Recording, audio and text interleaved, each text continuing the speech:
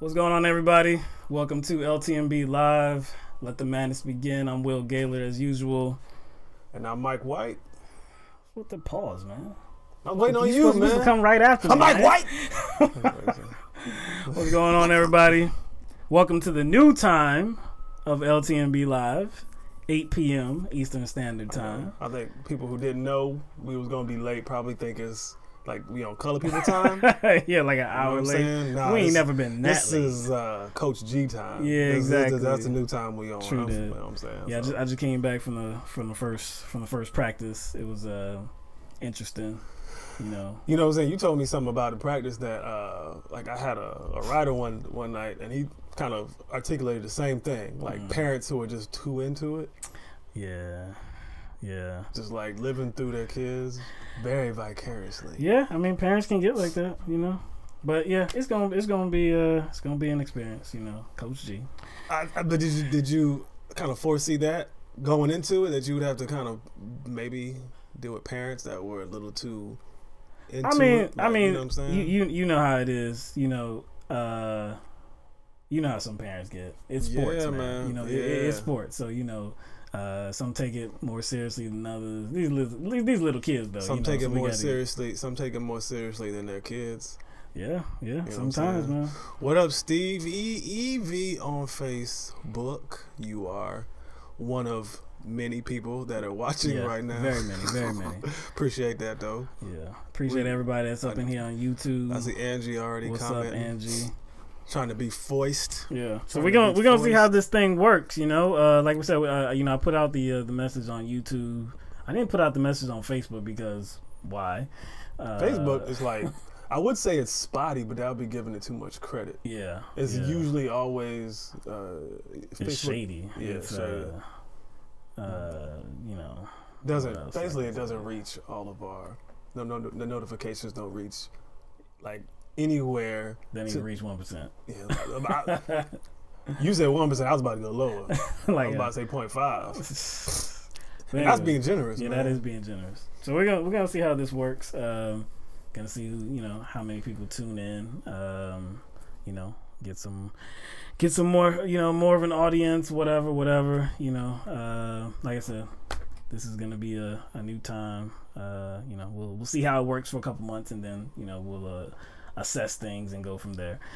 Hope everybody's doing well. If you haven't already subscribed to the channel on YouTube, please do so, and click the bell as well so you get all the new content as soon as it is uploaded to YouTube.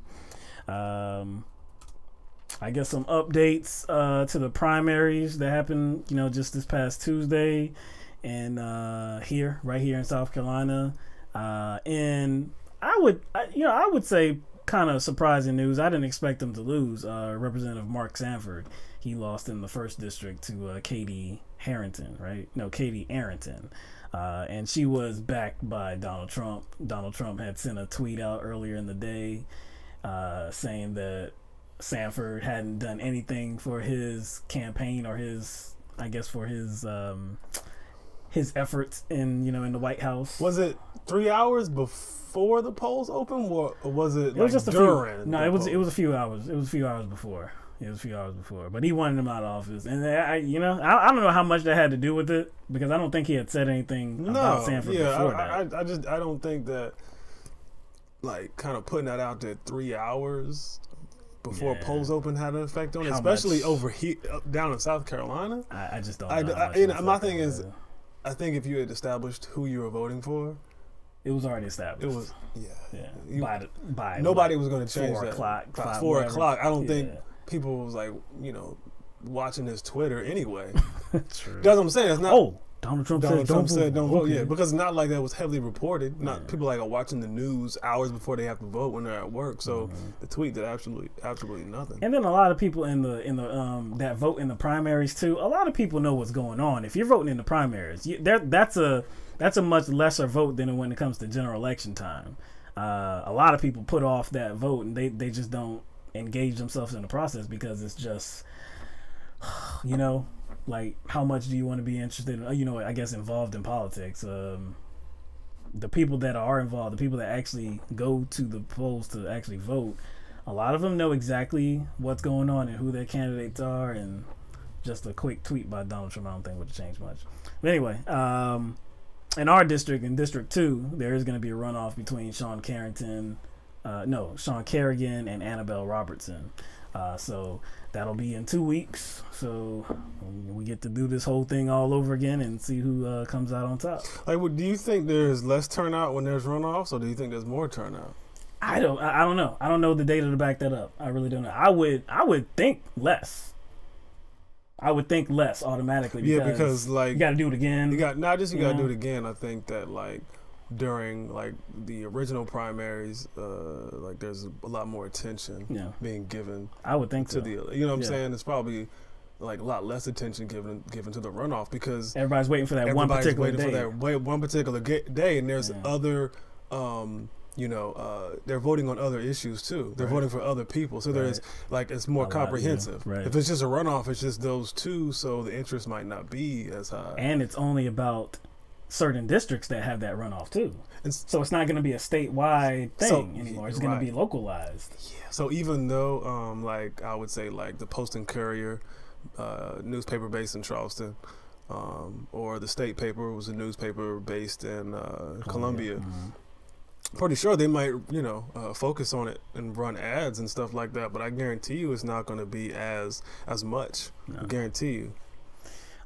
In Maine, ranked choice voting was used in their primary for the first time, and so it took a little while for them to ascertain who was going to win, or who won their primary races, and also there was a ballot measure for the primary as well, and the ballot measure was about ranked choice voting, because the Republicans, after it was voted on and approved in 2016, the Republicans in the state legislature repealed it. So again, they got it back on the ballot to say, hey, okay, do we want it? Are you sure that you want it? And voters again said, yes, we want ranked choice voting, choice voting.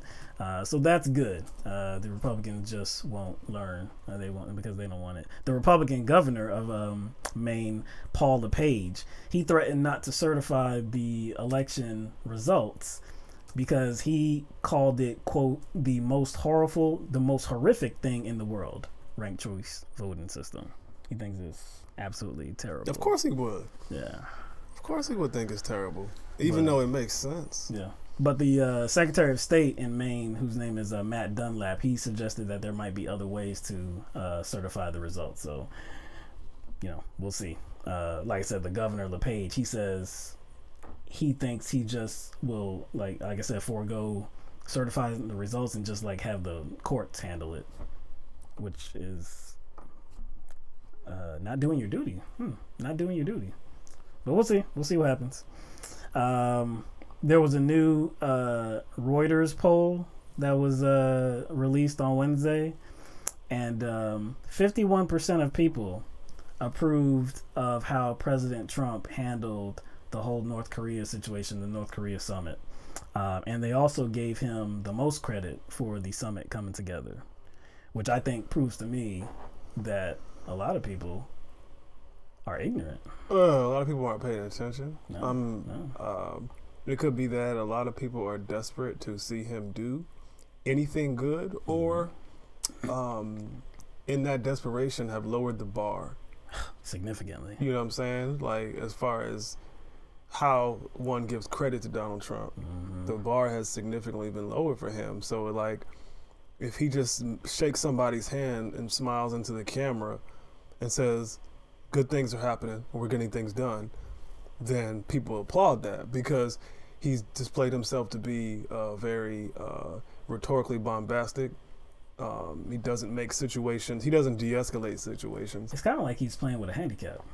He is playing with a handicap. You know how, like, I don't know how many people play games, video games, but you know how sometimes you got to put the handicap up. Handicap up, your, computer assistance, lower age players, and or stuff, or when people are they bowling, little kids are bowling. Exactly, gotta have the bumpers. Gotta have the bumpers. Yeah. I think they've established the bumpers for Donald Trump. I mean, if you just look at what came out of this North Korea summit, based on how everything was being framed when we went into it, when the United States went into it, it just seems as if Kim Jong-un got what he wanted. As far as getting some legitimacy on the world stage, that's what he wanted. He wanted legitimacy on the world stage, and he did not have to give up anything. No. So it's like, so how can people be so congratulatory towards Donald Trump? He got played. We even saw that Donald Trump saluted him while he was there. Saluted this man that, again, you berated for months and months and months. You escalated the tension level. Said you was gonna blow my man off the map. Yep. You got into he inexplicably got into a button measuring contest. Called him Little Rocket Man. One of his advisors made a very grave threat towards Kim Jong-un, reminding him of the fate of the Libyan president. Right. So I just don't understand how North Korea as a country could be framed in a certain way, and then all of a sudden, after they signed these very empty documents that didn't really contain anything significant, now all of a sudden, like, everything's rosy now. I just don't get it. And especially what's rosy, or what's really not being paid attention to, is the whole how Kim Jong-un has always been known as a brutal dictator, and that he doesn't really treat let me not even qualify. He doesn't treat his people well. He starves his people. He's a brutal dictator. This is something that the Trump administration has echoed many times over and over again. But now that they've had this summit, Donald Trump is saying that Un cares for his people, and Un wants to actually do what's best for his people, and he believes them. He believes that he wants to do what's best for his people. And even when brought up with, even when you bring up the knowledge that, no, he's been always noted as a horrible dictator and starves his people, now Donald Trump makes excuses for him, and he doesn't really want to talk about that angle. Again, doesn't want to talk about it. And so, leading up to the summit, that's something that not only Donald Trump but the White House wanted to focus on as well. Like, they were going to use that as some sort of leverage, denuclearize, stop with these, human rights violations. We're gonna loosen the economic sanctions if you do that. Like that was kind of the deal that the United States was trying to go in with. But when you look at the result of the summit, and even look at the documents that they signed, I don't see any of that. There's no force behind it. There's no force behind it. Like, okay, so a lot of people are pointing to, I guess, Chuck Schumer's letter and pointing to how they're disappointed that he would establish some sort of standard or establish some sort of standard as far as like what the consequence of this summit should have been. And everybody was saying it was too harsh. And all he was trying to do was trying to thwart peace. And it only proved that the Democrats are still warmongers. And I'm like, honestly, I'm not a Chuck Schumer fan in the least, but I think people were kind of not, I guess, taking, I don't know. It just seemed like people were judging that letter without context. Because what was the White House's vision before going onto the summit? Denuclearization. What was the White House's vision before going onto the summit? The White House's vision? Yeah, what was the White House's vision? It was denuclearization and economic sanctions, and that's all Chuck Schumer brought up. Right. So I honestly think, again, I'm not defending Chuck Schumer in any other capacity, but it just seems as if his perspective was based on rhetoric coming out of the White House. Okay. Like the summit was only going to be successful if X, Y, and Z happened. I don't think that occurred in a vacuum. So people were attacking Chuck Schumer because of that. I think a little misguided, because like I think his idea about what could constitute as a successful summit, I think that's on the White House. See, and this is where we talk about like lowering the bar and setting up this handicapping system, because like you said, the whole effort, or I guess the whole, like, what was going to be success for the administration was, look, if they don't want to disarm, if they don't want to denuke themselves, then like we can't do anything like that. I mean, we got to have that. That's what Trump said. That's what the administration said. So coming out of that summit, and we don't have anything. Like we don't have anything. All we have is Un's word that he's going to work with South Korea and say, like, hey, we're going to keep working on it, and we're going to we believe in peace, and also we're going to look for some remains for soldiers from the Korean War. I knew there was going to be some dumb comments in the in the chat, but I'm very direct when I respond to people, so like don't take it personally if I say it's dumb. But like I see somebody in the chat saying, can't we give North Korea what they want to get disarmament? Question mark, 8,000 question marks. You sound like Rachel Maddow. Ha ha ha ha ha. That's literally not what we said. We didn't say anything about giving North Korea what they wanted. Actually, like, our response to, I guess, this summit and what came out of it is based on how the United States and the Trump administration and the White House approached this summit and what they projected would come out of it, and poking their chest out.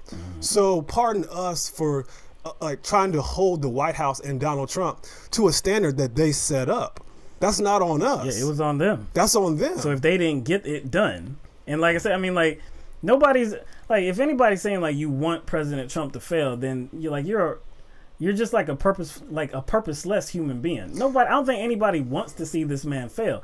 But if he set up the ground rules, you know what I'm saying? Like, if he set up like, hey, this is the goal, this is what we're going to get done. Okay, we're going to go to this summit. I'm going to salute this man. I'm going to come out of the summit saying that I trust him and he believes in his people and he wants to do what's best for his people. And he's going to, first he said he thinks he's going to denuke sometime soon. Then he said, oh no, he is going to do it like immediately. So none of that came out of the summit. You know what I'm saying? Also, again, you're like talking about the summit being, I guess, kneecapped by anyone. If anyone kneecapped the summit, it's his own administration and his own advisors. The most recent addition to his legal team, Giuliani, what did he say about Kim Jong-un? Talking about he was on his hands and knees begging us to come. Yeah. So if anybody Right is trying to kneecap this summit, it's not anyone who's, like, I guess, politically opposed to Trump, like Rachel Maddow. I really didn't like her commentary about North Korea, but I took it, I guess, I placed everything she said in the vacuum. I think, like, there's obvious points where, like, through her commentary where it's obvious that she does want, you know, Donald Trump to fail. That's whack. But there was something that she pointed out about the authoritarian kind of perspective of Kim Jong-un. He has an authoritarian perspective, and she's right for bringing that up. And the only reason why she was bringing that up, in my estimation, is the same reason we brought it up. It was because the United States was approaching this summit and approaching Kim Jong-un with this kind of, oh, he's a dictator, this is why we need to do something. And if you remember kind of how the media was portraying North Korea and why we needed to get involved in the summit anyway, was why, oh, they're missile tests and they could strike America. Yeah. So he was being promoted as this, like, evil dictator that could strike at any time, and that's why the United States had to act. So during the summit and after the summit, if the language about Kim Jong-un doesn't contain any of that, it doesn't make any sense. It's not about giving Kim Jong-un what he wants, but it's more or less trying to establish whether this document that contained three things that were very empty, whether they will end up, like, significantly changing the way North Korea does business, and it doesn't. So we didn't get anything, and there's no way you could kind of gauge the situation otherwise. And if you are, then you are just reaching. Again, if we're criticizing Donald Trump, it's not because we want him to fail. It's just that he's fucking up. Like, he didn't meet his own goal. Exactly. Like if I'm at your house, right? I'm at your house, and I put something in the microwave, but it has aluminum foil on it, and you say stop.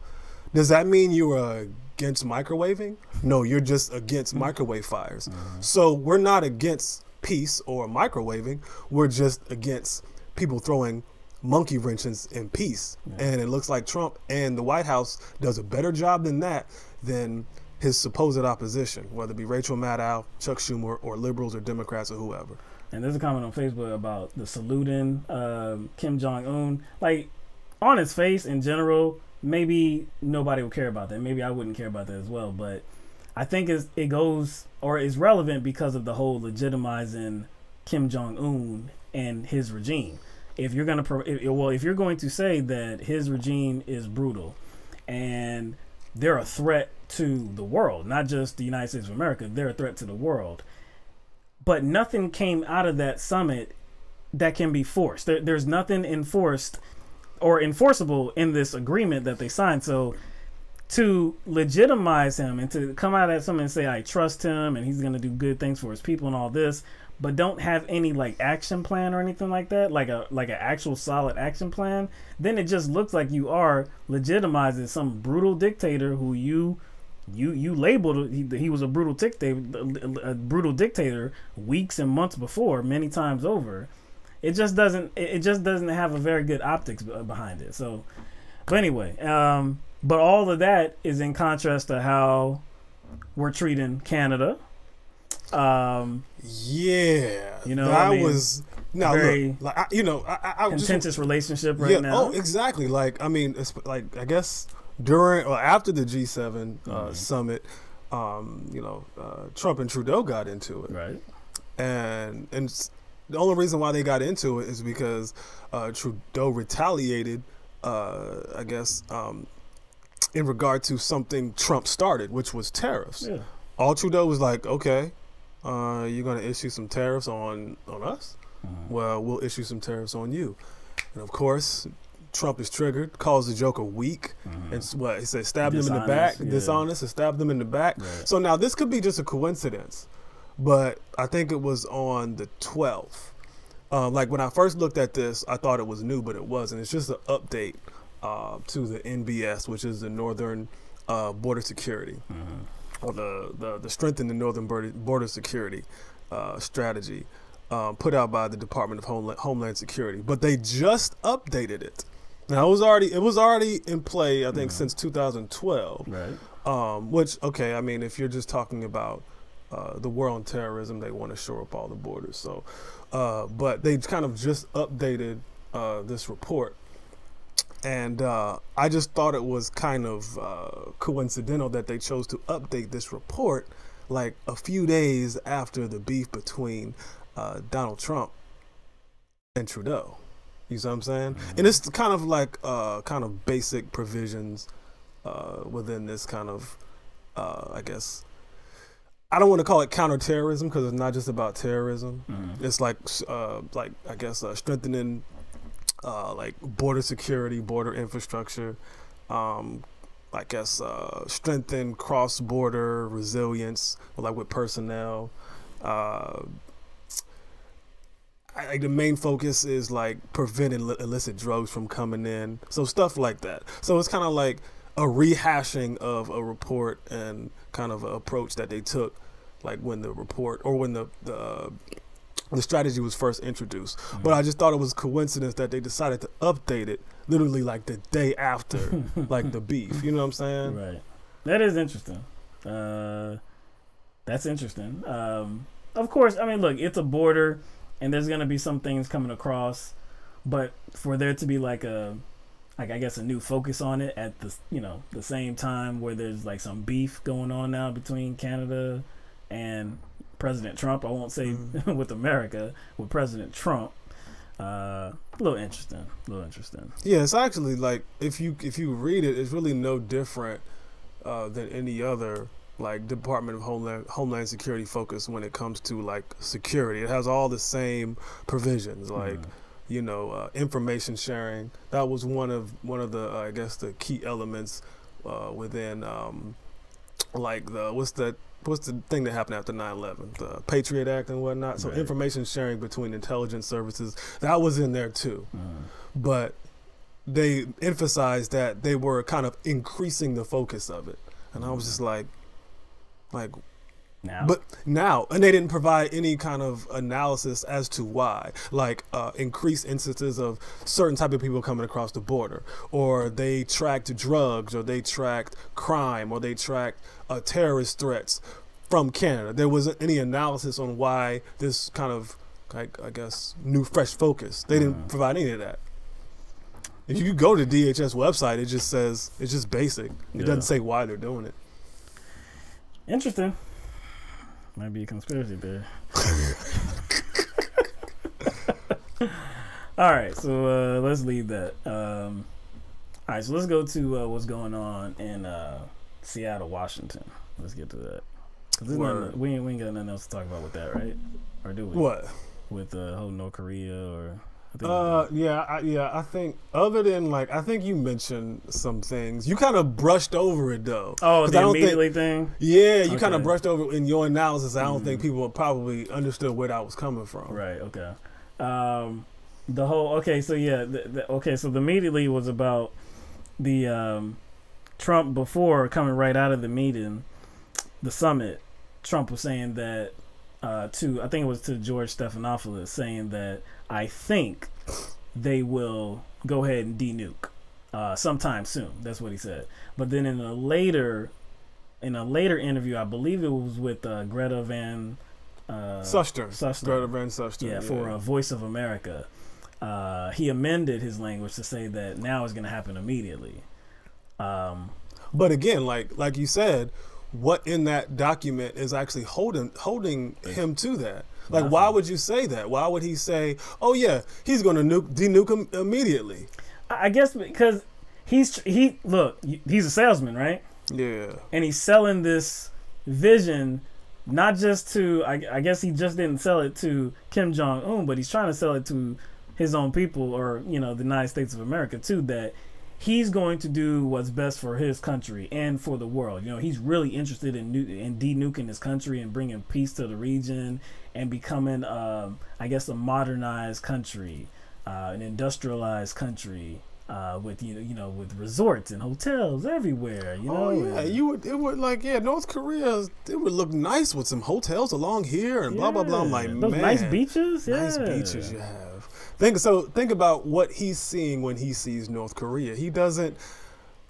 He's not like seeing like any kind of moral failings that they have as a country, as far as their government or as Kim Jong-un. He doesn't see that. He sees dollar bills, y'all. He sees a business. He sees a business opportunity when he goes in there and sees beautiful coastlines and beautiful shores. That's real estate to him. That's why he doesn't want to talk about the human rights issues in North Korea when it's brought up. That was in the past. He really wants to do what's good for his people now. Really, what's holding him to it? Like you said, what's holding him to it? Nothing's holding him to it, man.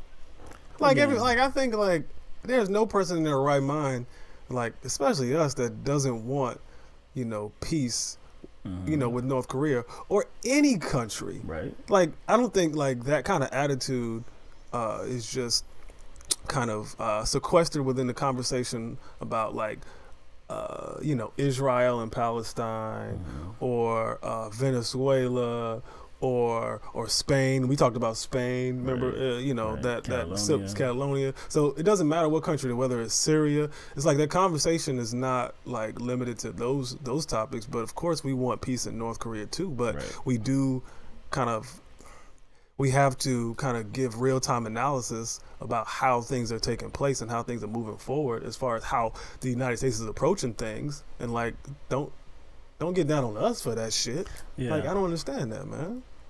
Like we said, there's nothing in that agreement, and it just seems like there's nothing on the horizon suggesting that this is really going anywhere. But we'll see. We'll see. If that agreement was icing on a cake, if it was, that would have been straight. That would have been straight. Like, it's like icing without a cake, or like because of I guess the cordial nature of how the summit took place, which most summits do anyway.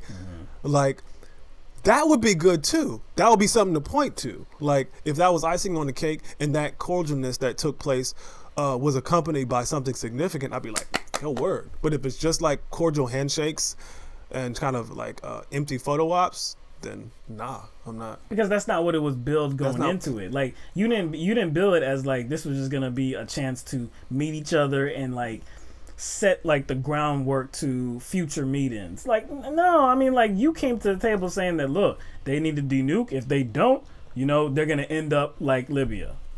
That's what you said. So that's not what people criticizing the White House now were saying. That was what they were saying. But hey, like Trump he's staying in the same line. He's saying that they are interested in denuking and they're going to do it immediately now. So we will see.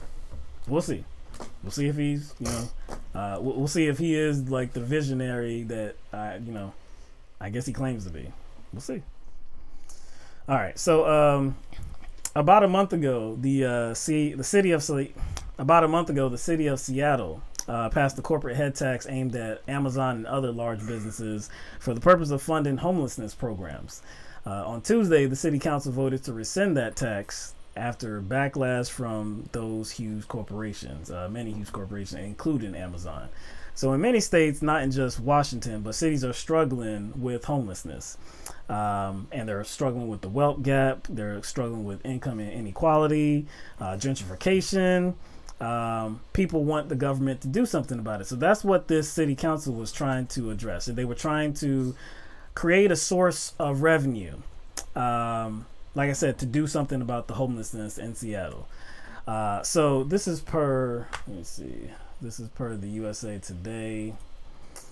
And it says in Seattle, a 4% rise in homelessness in the past year as rents have risen has been the flashpoint for these issues. A tally of the homeless conducted in January by the All Home Coalition found 8,599 people living in the streets and vehicles in abandoned buildings or in tents in the city. I think probably something that sticks out to me the most, what people don't want to acknowledge, is the sleeping in vehicles thing. Because some of the response to this has been fairly disappointing. Like people always kind of characterize homeless people as just dirty beggars walking around. Yeah. Why is that? Like why is kind of like it's more of like a caricature of what homeless is. Like, why is that the image people get all the time? Oh, it's some dirty beggar walking around in a potato sack, or somebody with a grocery cart. Somebody, you know what I'm saying? It's like it's always some very extreme thing, and I'm like, they stand out. Because they stand out, and I guess they're the worst, you know, or I guess they seem the worst, and so I guess they take on the image of what homelessness is. Mm-hmm. The other people, like you said, were like that sleeping in the cars. Hard to see those. Hard to see those people. Sleeping in like those campers. Yeah. You know what I'm saying? Those Winnebagos or whatever. Mm-hmm. So I just don't like how people I think people do that to kind of brush off the issue, you know what I'm saying? To make it like there's not a problem. Oh, it's just these people who are begging for change in the streets. Right. I saw one. And they're gonna use that money. They're gonna use that money for alcohol and drugs. I'm like, exactly. Maybe, but that's not a representation of the overwhelming people who are homeless. I've seen people talk about homeless people in a way that I guess suggests that they do this for a living. Like, I see this all the time. Oh, you can make $50,000. I see it. People make $50,000 a year just collecting change. I'm how do you even get that number? I know how they got it. I know where they pulled it from. I know where they pulled that number from. Where? You know where they pulled it from. You know where they pulled it from, man. But anyway, okay, so last month the city council unanimously approved a proposal requiring businesses whose revenues total more than $20 million per year to pay an annual $275 tax per employee. So for those businesses, like I said, that are earning more than $20 million in revenue a year, for every employee they have, it's a $275 tax per employee. So large businesses immediately began expressing some outrage. Amazon began threatening the city with canceling their construction on their newest tower that's being built in Seattle. Also, I guess withholding the rent from another, from another building or another property that they have in Seattle as well. So the Amazon, with this decision that the city council is repealing this tax now. The Amazon Communications Vice President Drew Hardner said today's vote by the Seattle City Council to repeal the tax on job creation is the right decision for the region's economic prosperity. So, I mean, there's a lot of people that see this in different ways. Of course, wealthy people, large, job creators, large businesses that were going to be affected by this tax. They did view it as a tax on business or a tax on job creation. People that are on the other side of it feel like, hey, in Seattle, so a few things about Seattle. There's no income tax in Washington. It's illegal per state law, okay? Also, property taxes can only be raised to a certain point. So this leaves cities in Seattle, I guess, trying to wrestle with ideas on how to raise money, how to draw, different revenue streams. So this is what the Seattle City Council came to. Like, okay, let's tax big business. Okay, basically trying to, I guess, encourage them to invest in the city. Right. So the thing about taxing job creation, and I guess it does have a point. I'm not going to say I agree with repealing the tax, but it does have a point because there was no guarantee that the big businesses that were going to be affected by this tax wouldn't have just started, or it was no guarantee that they were going to keep as many employees as they had. They could have just started laying people off because of that $275 tax per employee. So you could wind up with a situation where you have less workers now in the city. Yeah, so you're saying, I guess the way they went about it was wrong, because it kind of set up a situation where corporations were going to make it a profit assessment. They're going to be like, well, if we are charged a tax based on how many employees we have, well, guess what? We just won't hire employees. Exactly. So it's not a matter of it being a bad idea. Right. It's more or less kind of the methodology behind it. Right. Because if you want to do that, again, I have no problem with taxing big business and trying to do something about that wealth gap and try to do something about homelessness and trying to get creative about ways to, draw, I guess, create revenue streams. You just don't want to like give corporations a loophole or an out to pass the cost on to the middle class, pass the cost on to the consumer, or like avoid the cost by not hiring people. Yeah, because there's no way that they could have prevented these businesses from firing people. There's no way you could have done that. So maybe there's a better way to do it. I don't know. Yeah, like I you know what, I know this is a conspiracy, but I think, well, I already know this happens. I already know corporations hire bloggers and hire commenters to make, comments and comment sections under certain stories. Mm-hmm. We know that about actually political campaigns. Right. We covered David Brock's Correct the Record, troll army campaign. So we already know that people pay big bucks to buy bloggers and to buy commenters. And I've been kind of seeing the same comment, just kind of contextually is different, but it surrounds the same propaganda, in that this bill that passed would have affected small businesses. Yeah, I see that all over the place. I'm like, well, how can you just come out and say that when you can go read it for yourself? Exactly. So how much money in a year does the corporation have to make to be under the guides or guided by this law? 20 million. 20 million. If you're making over $20 million in revenue a year, then you're going to be affected by this tax. So if you're not earning that, then you're not affected by the tax. Yeah. So that's not a good excuse. I'm just a little suspicious why I was seeing this comment over and over again in these comment sections. I was like, how is it affecting small businesses? It's not. Actually, it would probably help small business. It would probably help, especially even it would help small business. I guess it wouldn't help workers so much, because then they would have to go to smaller business, probably earn less money. Whatever. Like I said, it's a difficult situation to kind of navigate. But it's like people are like kind of mad at the way the Seattle government approached this issue, but like kind of what's the backdrop though? Like, why are we in this predicament in the first place? Why are we in this dilemma in the first place? Because as a nation, not just as cities across the country, we cater to big business. We cater to the wealthy. That's why we're in the situation. You do favors for the wealthy. You do favors for big business. You do favors to get them to come into your state, right? You want them to be in the state. You cut taxes. You always cut taxes. And then you don't have any money. Well, you say you never have any money for the homelessness. You say you have no money for education.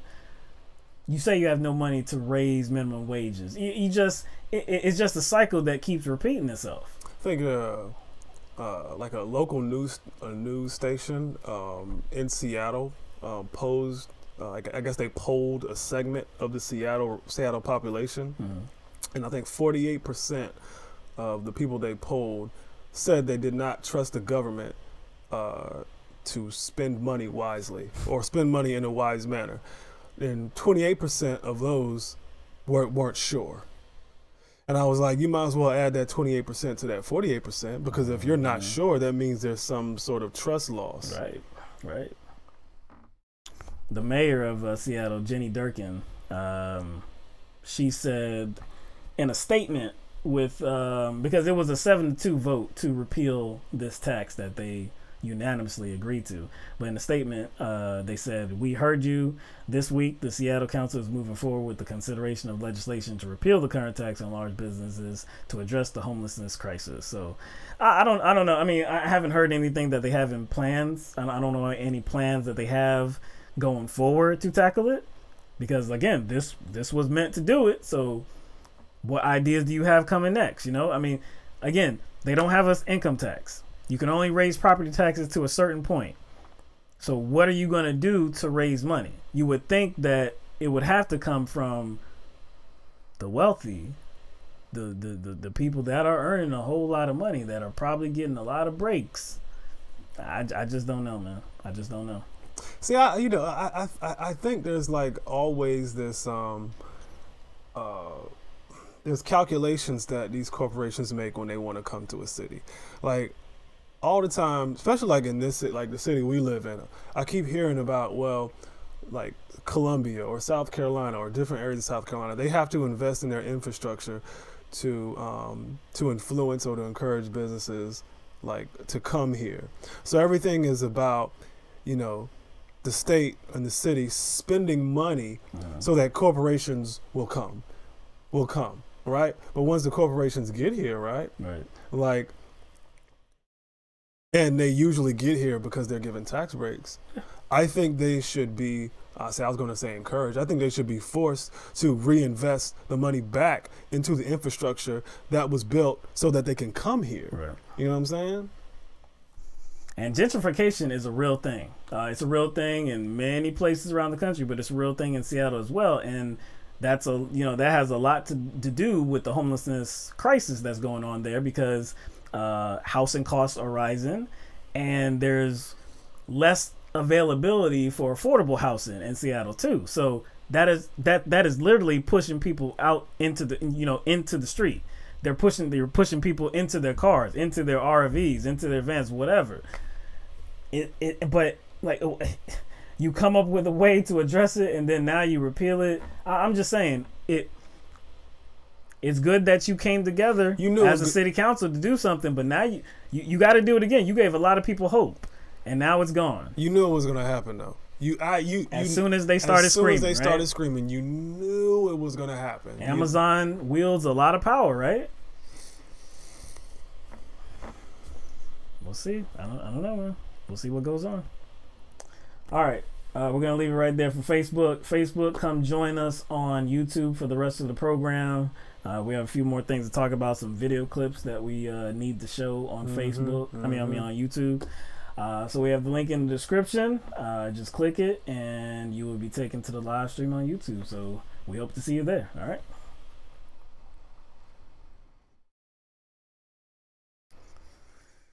All right.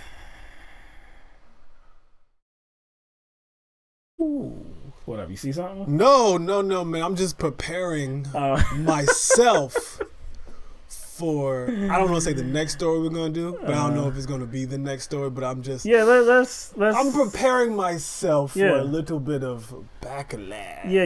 Look at it. You know what I'm saying? I already know what it is. And it may not be backlash. It may not be. In this particular show with the Maybe people not. that are watching now or commenting in the chat. But I already know that this might be going against the grain.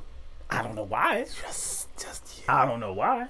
But hey, one thing that you can count on from me, my man Mike over here, LTMB, because down the line maybe there's going to be some more voices with LTMB. But what you can always count on is we're going to give it to you real. I mean, we don't have any allegiances to anybody. Nobody, okay? There's not one group. There's not one individual. There's nobody we have an allegiance to where, like, if there's a story that comes out, we're going to be like, we like that individual. You know, we can't really tell the truth. No. So we're not going to let our objectivity be affected by, like, maybe some feelings that we have about somebody, feelings of allegiance. Not gonna happen. You know what I'm saying? Like, or maybe we are aligned politically with somebody in some way, a movement or whatever. No, sorry, no, not gonna happen. Sorry. With that's a little bit of foreshadowing. Oh yes. All right. Let me set this up real quick. Okay. All right. So Samuel Ronan is a former political candidate in Ohio. Just not too long ago, he ran in Ohio's 1st district in the Republican primary, and he lost. But Sam is a progressive. His platform is progressive. He did before this year, he ran in the Democratic Party. But as he says it, he switched to the Republican Party because he believed that his constituents would not vote for a Democrat. No matter what their platform was. Yeah, no matter what the platform Didn't he was. like lobby to become like DNC chair? He did, yeah, he did. Yeah, that was back in, well, I guess that was, 2017, last year. So he has beef with the DNC. Oh, yeah, no Just doubt. like many of us. Yeah, no so, doubt. Yeah. But anyway, last week, Ronan was arrested by Springboro police after a traffic stop, and he was charged with resisting arrest, failure to comply with the order of an officer, and obstructing official business. So Sam Ronan, he recorded some of this encounter with the police officer that had initiated this traffic stop, and he recorded it on Facebook Live. So we're going to show that video, and we're also going to show some video from footage from the dash cams that came out. Dash cam video from the officer's police cruiser that was, initiating the arrest. And then the other ones that came after. Yeah, and then the other cruiser that came after him. So at this point, we can show that video. So first, let's show some of the video that Sam Ronan, recorded on Facebook Live.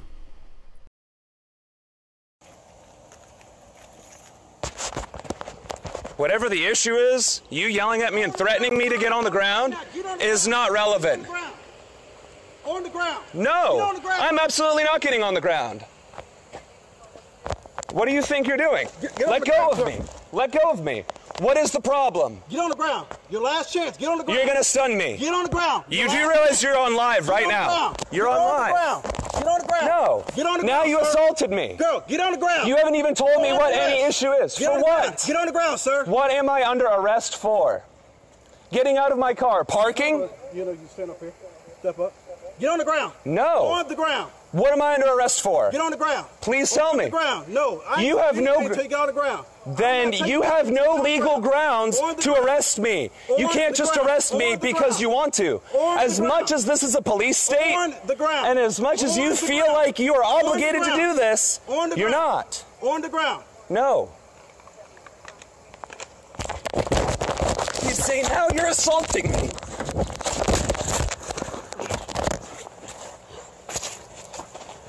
Sir?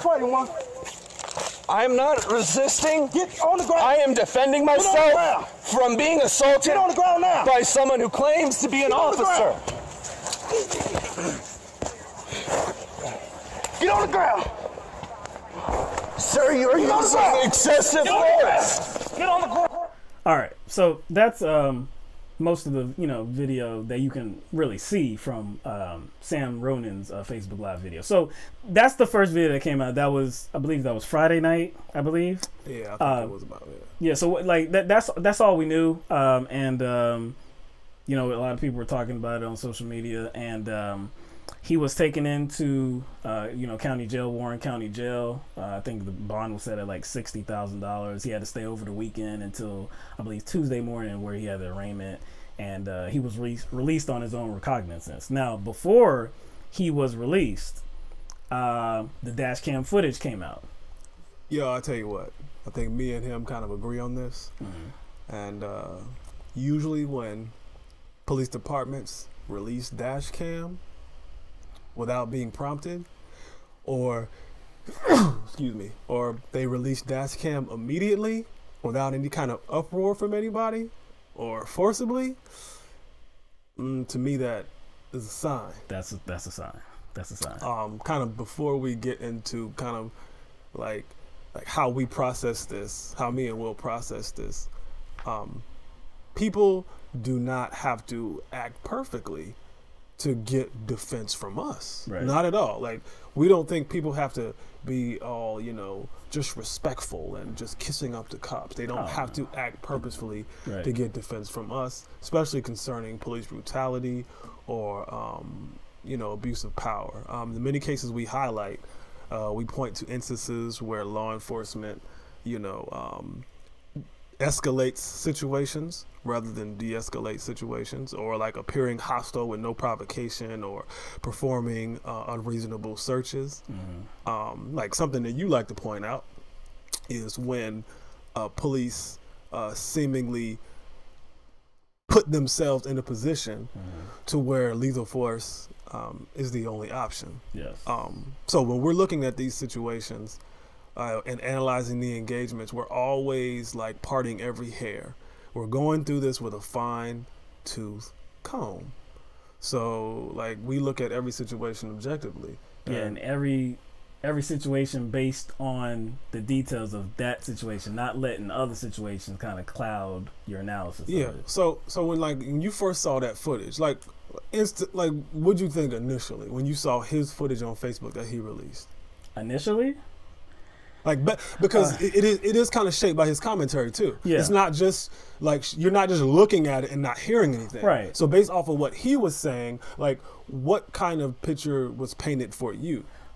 Something wrong was going on, like some kind of injustice was going on, because and a lot of people were pointing that too, pointing that the officer wasn't telling them why he was being detained or why he was being asked to go to the ground, because that's where it started. That's where it started. That's where the video started. That's not necessarily where the situation started, but obviously if that's all we are, like, I guess if that's all we have the privilege to see, that's kind of where our assessment starts. Yeah, we don't have any added context. Yeah, there's no added context. So, like, we were making an assessment based on what we have in the moment.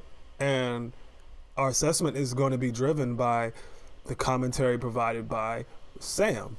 So, and some of that commentary surrounded, like, oh, I'm just being arrested for getting out of my car. So I'm like, damn. Yeah. Like I automatically thought that he had parked and the cop kind of just like came up behind him. Yeah. He was already sitting in his car and he was parked. So I was like, yeah, if I'm sitting in my car and I'm just getting home and I'm getting out of my car and all of a sudden the cop just, pulls up behind me, lights or no lights, and I'll be like, yeah, what's going on? Like, you ain't tell me nothing. So that's kind of where I was. Yeah. So obviously I wanted to know more, and we did not want to kind of go running. Oh no, we didn't want to inject ourselves into any kind of conversation. Because we don't have any. We don't have anything really. We don't have anything. One thing that we try to avoid. I know I've always tried to avoid this in my life. I hate it when you got egg on your face, dog. If you have to issue a correction, like, it's not just so much as like issue a correction too. Like, your analysis was just completely off because you didn't have all the information. Like, we don't want to get into that. Yeah, we don't desire to be foist. Nah, we ain't trying to be foist. We don't care about that. Yeah, we don't care about that. We just want to get the details right. So again, that's the only thing that we had to go by. But again, before Ronan was actually released, some video came out, and so we're going to show you that video. So this is from the dash cam of the officer that had pulled Sam over. Okay.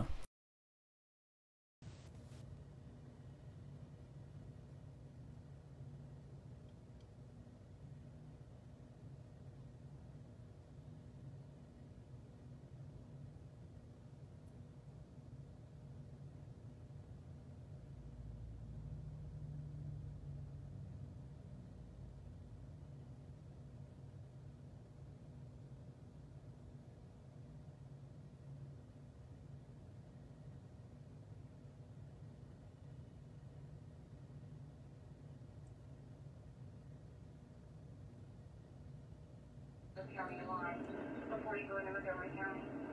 That's somewhere I think.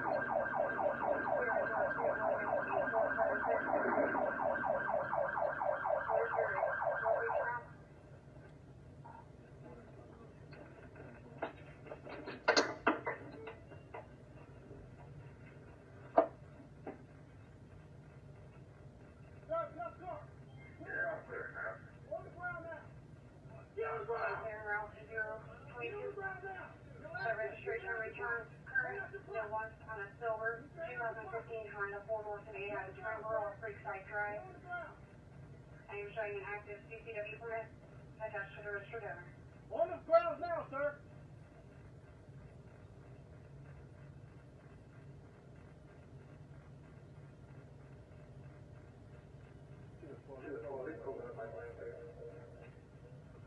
Get on the ground, sir. I'm telling you right now, get on the ground. Get on the ground. On the ground. Get on the ground. I'm absolutely not getting on the ground. 2-0-12, what did you advise? What do you think you're doing? Let's go. Let's go. What is the problem? Get on the ground. Get on the ground. Get on the ground. You're on live right now. You're on live. Get on the ground. No. Get on the Now ground. you assaulted me. Go. Get on the ground. You haven't even told me.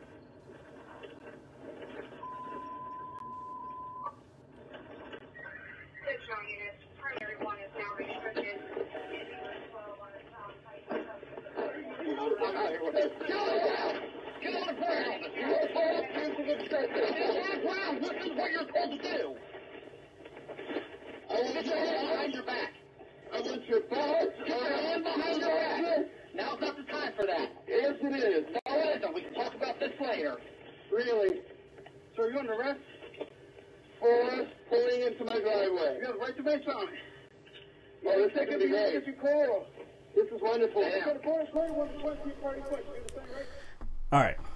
So now with seeing that added footage, again, the second video was from the second officer that was driving on the scene. Okay, we've heard from multiple people, just watching this, multiple, maybe multiple people actually talking about it, started recording about it, reporting on it. We've heard that this was injustice. This was a case of police brutality. This was an unlawful arrest. We've heard that this is an example of the police state that we live in. We've heard that this might be a case of political retribution for some reason or whatever like that.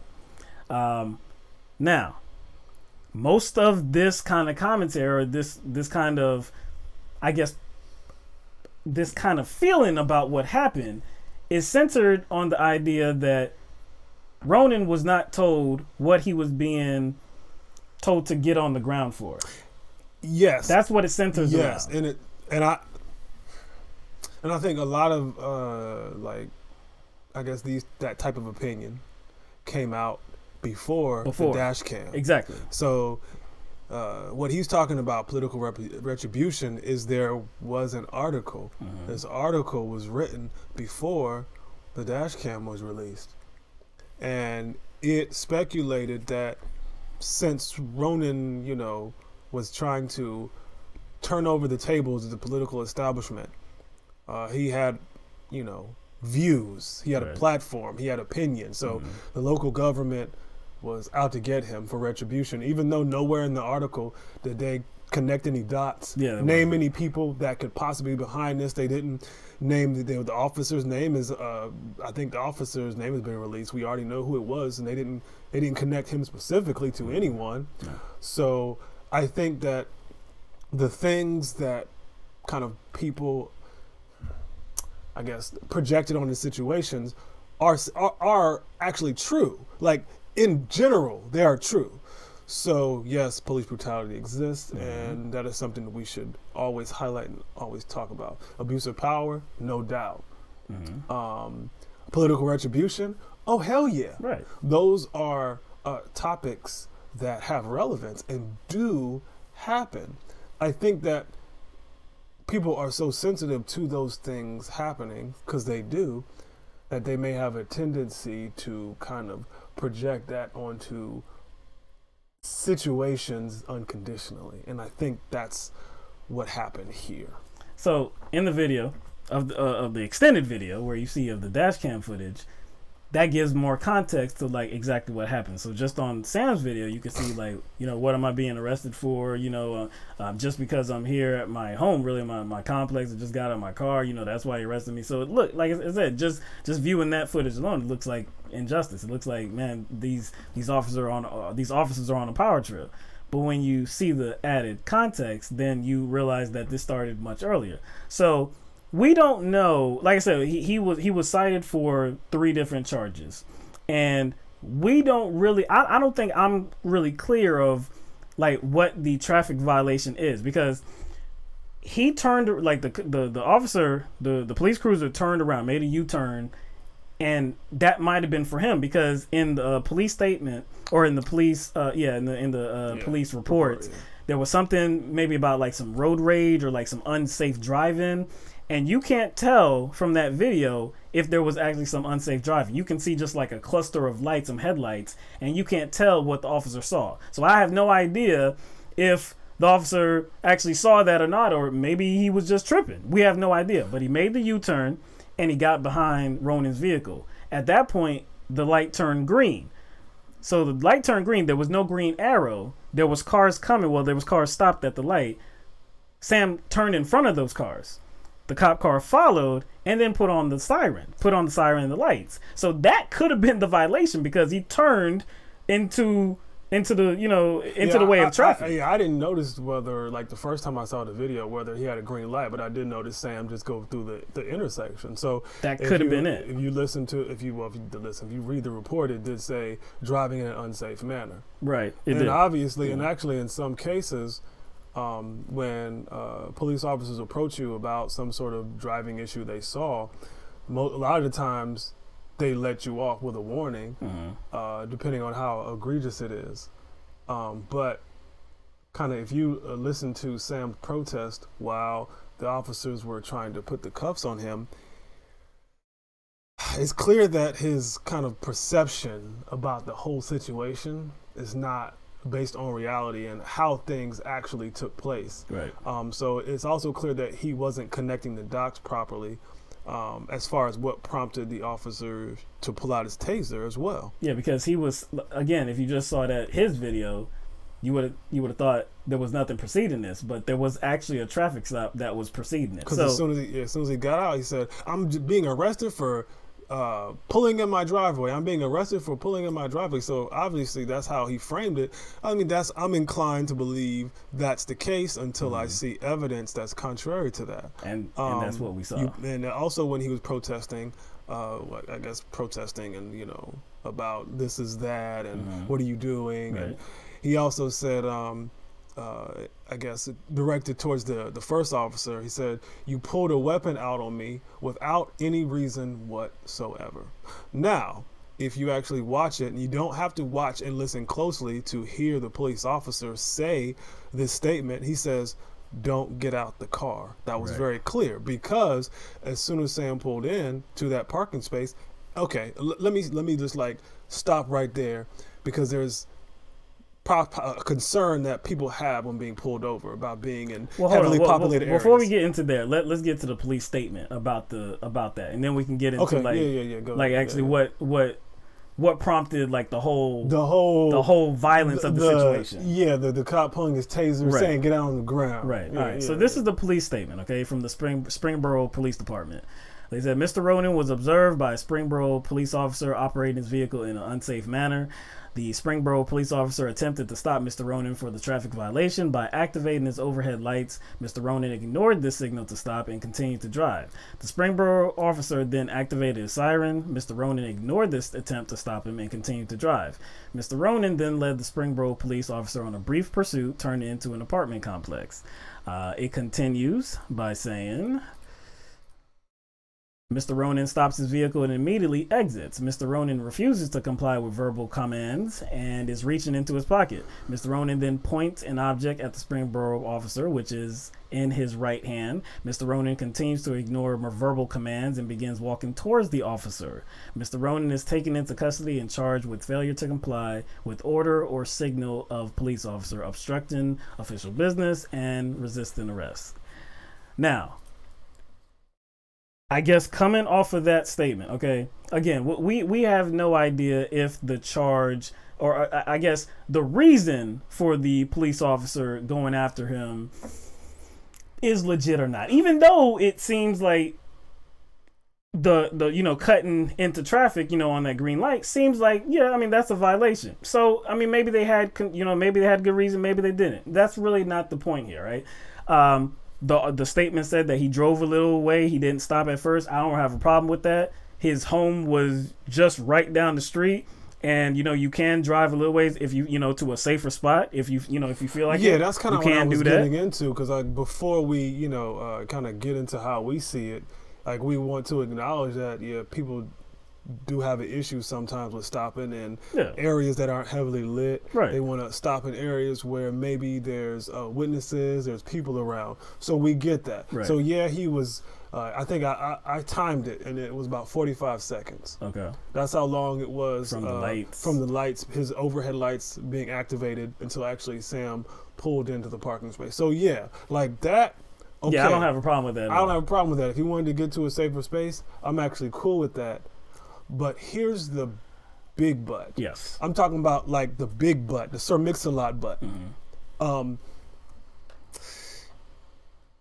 You're going to tell me now, people out there in the alternative media circuit who have kind of jumped on this story and kind of framed it around police brutality and some sort of unfair treatment.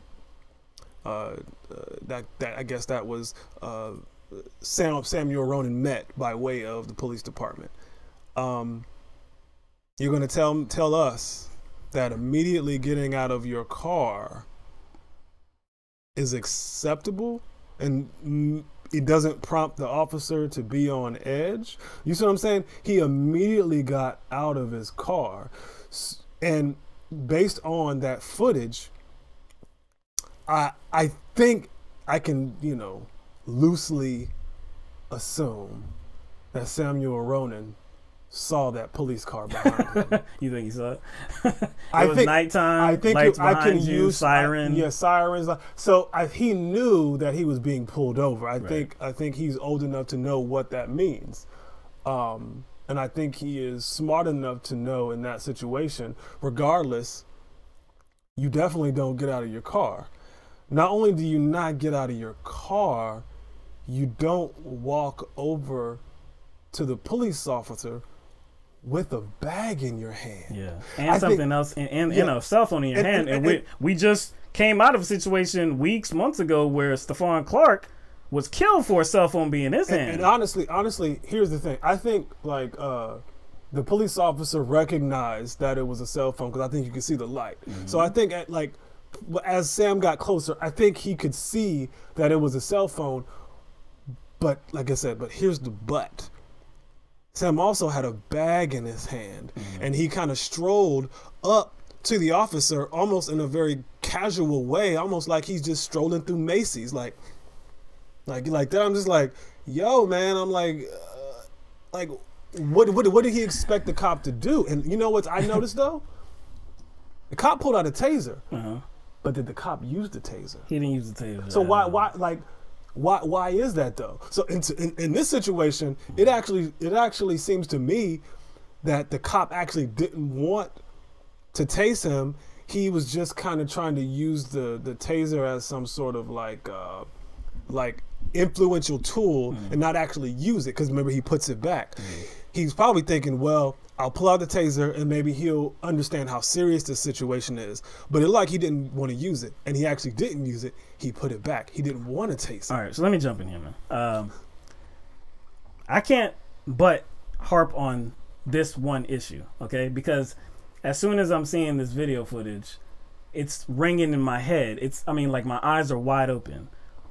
Who gets out the damn car? Who gets out of the car during a traffic stop? If you have been driving for even a minute, if you have your driver's license, you don't get out the damn car. Like, again, we have no idea if the charge is if the reason that he was being pursued by police was bullshit or not. It's really not my concern. Shit happens all the time, especially to, in communities of color. They're profiled, they're followed. That happens all the time. They're pulled over.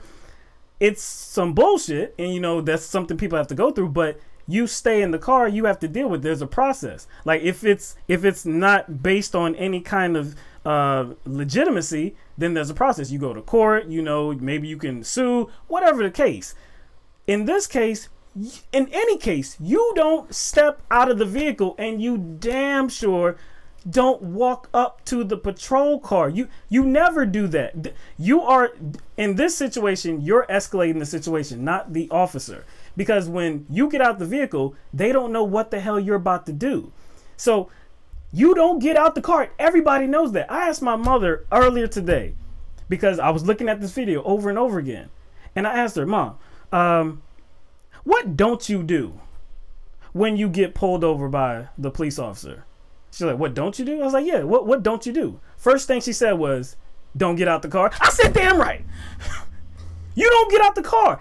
Everybody in America, the United States of America, knows that you don't get out of the car if you are pulled over. Black people damn sure know you don't get out the car. And if you do get out of the car, are you going to approach a police officer's vehicle? That's actually the second thing. That's actually two things, dude. You just mentioned two things. You said get out of the car. That's one violation. That's one silly and weird major violation. Major violation. And then what? Walking approach the officer and the vehicle with a bag in your hand. And see, this is the thing that we're not seeing a lot of people addressing. They're kind of just skating right by it. They're just kind of glossing over it like that's not the main sticking point. That is the reason why this officer had a taser. You know, he didn't deploy it, but he had his taser brandished. He doesn't know what the hell you're about. He doesn't know what the hell you're going to do. And we did see in the article, like there was a few articles about this. And in one article, it said the dispatcher alerted the officer that Ronan had a concealed carry permit. Now, I don't know if that happened before the incident. I mean, because it was, like you said, it was like about 45 seconds. But that was I don't know. That was probably because the first guy radioed. Yeah. The first guy radioed. Mm-hmm. And so that was probably something the second guy probably knew. Maybe. But what I do know is that, I mean, this was a little while ago, but there was a man named Philando Castile that had a concealed carry permit. And an officer shot him dead even when he wasn't going for it.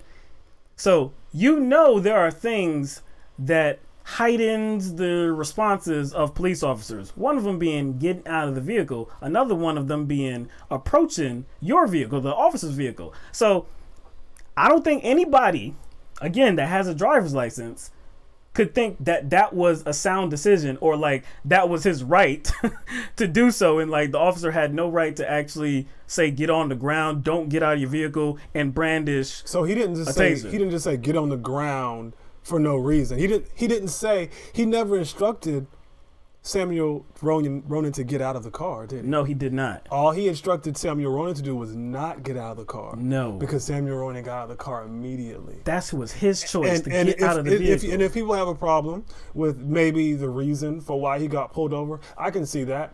And I don't think Sam understands that he actually didn't even let it get to the point where the officer was going to address him on said issue. Right. I think that's the problem. A lot of people have pointed to the fact that there was no charge for, I guess, driving recklessly or, driving in an unsafe manner or whatever. Whatever the charge could have been, people were pointing to that as proof that that wasn't what this was about. And I was like, you do realize that it didn't even get to that point to where the officer was actually going to address it. And it may not even resulted in a ticket. That's true. See, that's a major thing to bring up, man. He didn't even it didn't even get to the point where the officer could address whatever he saw. He could have issued him a warning on that, right? We have no idea. You know, because I was issued a warning one time when I actually was like, when I told the cop and I was like, oh no, this is what happened. This is what you saw, and you saw this because, right. Like, I'll explain the situation. It was one of those stop signs that's like damn near 10 feet away from the actual street, the next street, the curb. It's just really far back. So I stopped, but the way where like I guess the angle the cop was coming from uphill, he didn't see me stop. But since the stop was so far back, the actual stop sign and the line, all he saw was me pulling forward and through. So he didn't see that I stopped. Once I let him know, it was like, yeah, where you were coming up the hill, you couldn't see, but that stop sign is so far back, I already stopped. All you saw me was, you just saw me accelerating after I stopped. Once he said that, once I said that, he was like, oh yeah, my bad, you're right. So he addressed it. He addressed it first. But even with traffic violations, are they gonna show up on their arrest report? I don't like if you're speeding, right? But then ultimately you get arrested for some other reason. Is the speeding charge going to be on the arrest report? I don't think so. Because that's not the same kind of charge. And actually, if the officer wanted to do that, he could have. But again, sometimes that is contingent upon the conversation, because Samuel Ronan could have had a valid reason as to why he made some sort of a maneuver. Mm-hmm. You see what I'm saying? So the police officer is going to ask him, hey, why'd you do this or that? And that's going to determine whether he gets a warning or how severe the ticket is. You know what I'm saying? So this is where the conversation should be centered on. Samuel Ronan choosing to get out of the vehicle and approach the police cruiser. Because just because Samuel Ronan is at his house too, it doesn't mean that you are able to get out of the vehicle. This is still a traffic stop. No matter where you stop, no matter if it's at your home, you know the police car was after you. You knew the police were pulling you over. Doesn't matter if you pulled into your spot. This is still a traffic stop. You have to stay in the vehicle and allow him to do his job. Now, look, a lot of times we have criticisms of police activity, you know, whether they brutalize somebody, whether they have poor tactical procedures, just whatever the case, you know, if they should be held accountable for their actions, we're going to hold them accountable. Now, we don't have a fuck the police mentality. Like, I'm not going to say that about all police officers, because I've met, and it's anecdotal, of course, at best, because I've only known a few, but I have met some that were, you know, they seem to be good cops. I had no beef with them or anything like that. But of course, we've seen all this evidence where officers are failing their duty. You know, they're getting caught up in their authority and they're going way over bounds. You know, they're going way over the line, right? They shouldn't be officers. But I'm not going to say that feeling is for every single cop. We understand that police officers have a very difficult job, okay? But because they wield the arm of death, or wield, you know, that tool of death, they have to be held accountable to like the highest level. They have to be scrutinized at the highest level. But when a driver or anybody in a vehicle in a traffic stop gets out their vehicle, the officer is right to be alarmed. And so we have a little bit of video, okay? Just maybe about two videos of this, of why they are on alert. And they say the same things when somebody gets out the vehicle. Get back in the car, get back in the car, get back in the car. All right, so this is some video from some other traffic stops.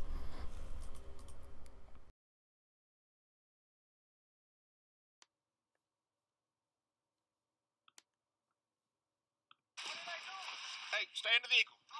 Stay in the vehicle. Stay in the vehicle. Show me your hands. Show me your hands. Hey! 481. Shots fired. Shots fired. Spooner and South Board.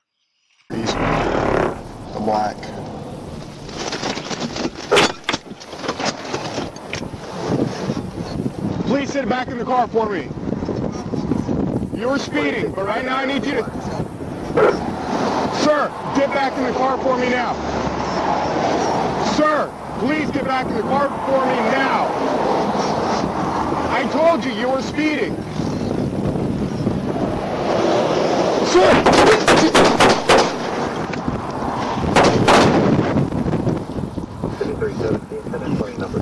5326, shots fired! Shots fired! 5326, shots fired!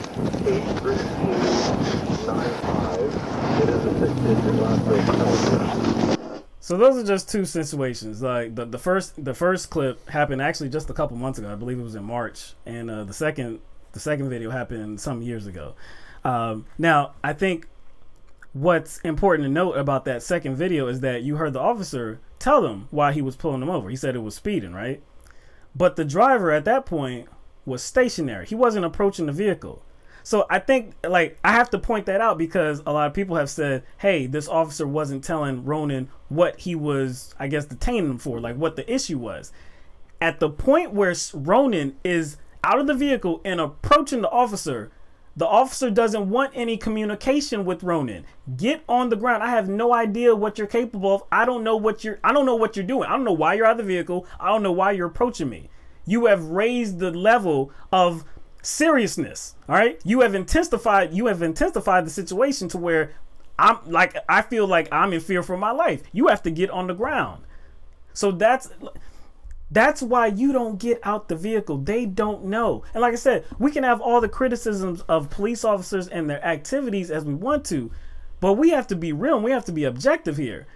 Ronan was wrong for getting out of the vehicle, and he was damn sure wrong for approaching the damn police vehicle.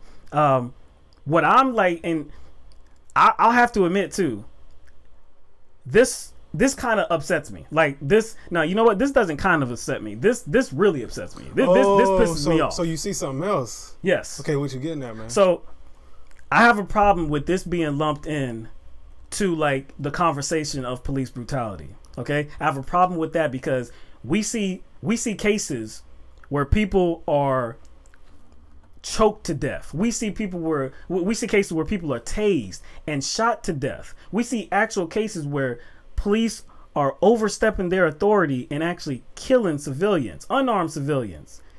And in this case, this individual, Sam Ronan, gets out of the vehicle, ignores directions, ignores common practice. What always happens, stay in the vehicle. And he actually walks to the cop vehicle. So what that looks like to me, like what is in, like I can only assume a few different things. Okay, one, Ronan did not understand. He somehow did not understand that he was supposed to stay in the vehicle. Two, he had a death wish, which I don't believe either. Three, maybe he understood his privilege. Maybe he understood his privilege and he thought that, hey, nothing really bad is going to happen to me. I can take a chance here because nothing bad is going to happen to me. Because the taser was out, but for some reason the officer decided not to use it. Yeah. The officer didn't use it. It's like I said, like I can't get into the mind of Ronan. I can't get into his mind and feel and understand why he actually chose to get out of the vehicle. But this junk pisses me off because this is not the conversation about police brutality that we have been having for many years. You can't lump this one in. Okay? Don't throw this one in here. Because he created this situation. Well, yeah, I think it kind of traveled to further depths of absurdity with the whole kind of speculation about the situation being about political retribution. And I think people felt the need to expand it into that and expand it into a massive conspiracy was because they knew there wasn't enough meat to the actual situation. That's why they need to expand it to something bigger, something more vast, a conspiracy surrounding his political views and retribution. There will be no need to take it that far if there was actual meat to the situation in regards to the footage that we viewed and the footage that we actually played for the audience tonight. I think if it was a clear-cut case of police brutality, there would be no need to take it that far. I think people took it that far because they were reaching to find something in this, and it wasn't there. Like there was no injustice here. Okay, there wasn't even police brutality here. Again, we don't know about the I guess like I said the reason that the police were in pursuit of him. If that officer actually made a U-turn for Sam, we don't know why. We couldn't see it on the video. He did turn left on the green light, so I mean that seems like that that definitely could be a reason to pull him over. So it doesn't matter if the reason was legitimate or not. It does not matter. There is a protocol. You stay in the vehicle, and then after you stay in the vehicle and get your ticket or have a bad experience with that officer, then you tell your story. Then you get to tell your story and say, like, you know what? This cop targeted me, man. I wasn't doing anything. This was profiling, whatever have you. And then you get to fight your case. You get to fight it.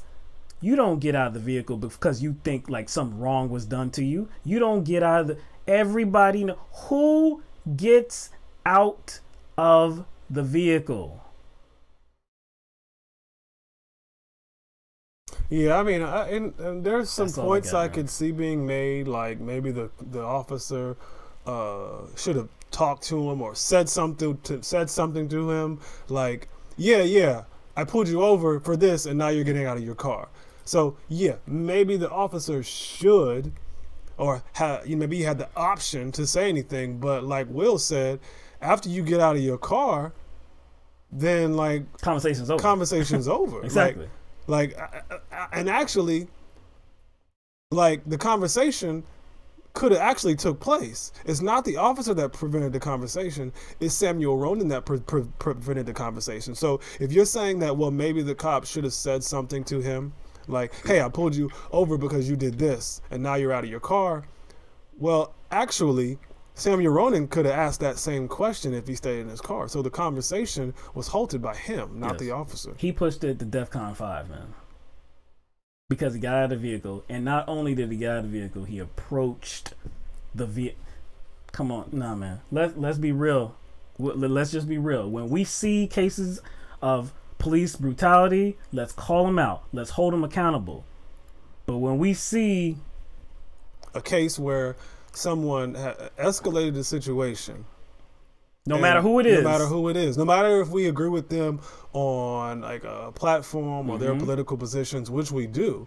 So I can support Ronan on a ton of different things, probably 1,000 different things. But I really can't support his actions and his behavior in this situation. Duh. What if, just like, look, I don't know if you knew this, but we're black, okay? I don't know if you know. But what if, you know me, I'm black, right? You know I'm black, right? I'm just setting the stage here, right? Okay, what if I was in that same situation? You know I'm black, right? And I said, you damn sure know that black people know not to get out the vehicle. You know that for damn sure. So you know me being black, and I got out the vehicle, I got roughed up because I got out of the vehicle, I got arrested, right? I can imagine what the first thing you would say to me after learning all the details. Oh, yeah. First thing I say to you is, why'd your dumb ass get out of the car?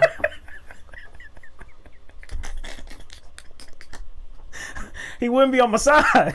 He wouldn't be on my side. Well, you can make all the objections you want verbally. You can even be a little mad. Yeah. You can even disagree. Because that's your right. Yeah, you can disagree with them. And you can state your opinion. You can even have an attitude. You can even curse. Exactly. But you get out the car, that's something else, man.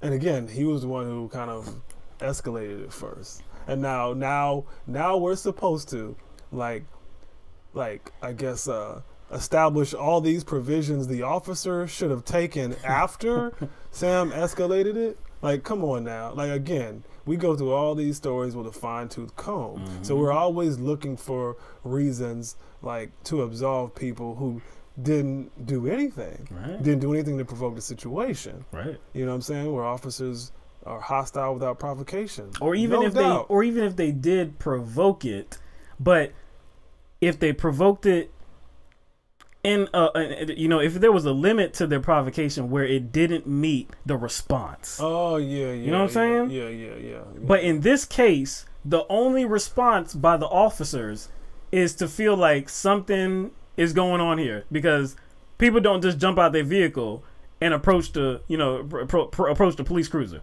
We have no idea what you're doing, so you know what? You need to get down. And at that point, you are disobeying an official command, an official order by a police officer. But it's a command within context of what you're doing. It's not just a command out of thin air, which we actually do see. Right. We actually do see some police officers make commands out of thin air that doesn't seem like the situation calls for at all. And again, we always question those situations, say, where was that cop's head at? Why does he think he has to, activate some sort of sense of dominance over the situation when it isn't called for? Those situations are obvious. I think this situation, the behavior of Sam when he got out the car, that put him on edge. And you kind of have to understand that in this situation. Like you said, he strolled. Like I said, he to the strolled police over there cruiser like he was shopping at Nordstrom's, dog, Like, with there his was bag, no- walking over. And see, like I said, I don't know what was in his head, man, but it slaps me in the face of like, man, was this man really feeling his privilege and like, yo, I can do what I want here. Look, I'm right here, so I can get out the car, I can approach the vehicle. What you gonna do about it? And you know, to be perfectly honest and to be perfectly blunt about somehow the political establishment being afraid of Samuel Ronan for some reason, as if he's like the only voice that has, like, you know, stood up for progressive values in any kind of way. I forgot what district he was in. What, 1 or 2? We say 2. Was it 1 or 2? Was it 1? 1? Mm-hmm. He got shellacked. Yeah, he did. He got 16.8% of the vote. It was like 8,259. So, honestly, I don't think the political establishment is really that afraid of Samuel Ronan. So, I just don't think that kind of theory holds water.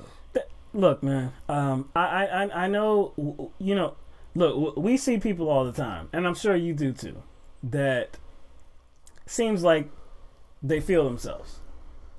And I'm not, in just saying that, I'm not saying that I'm attributing that to any particular person, but oftentimes there are people that feel like they're more relevant than they actually are.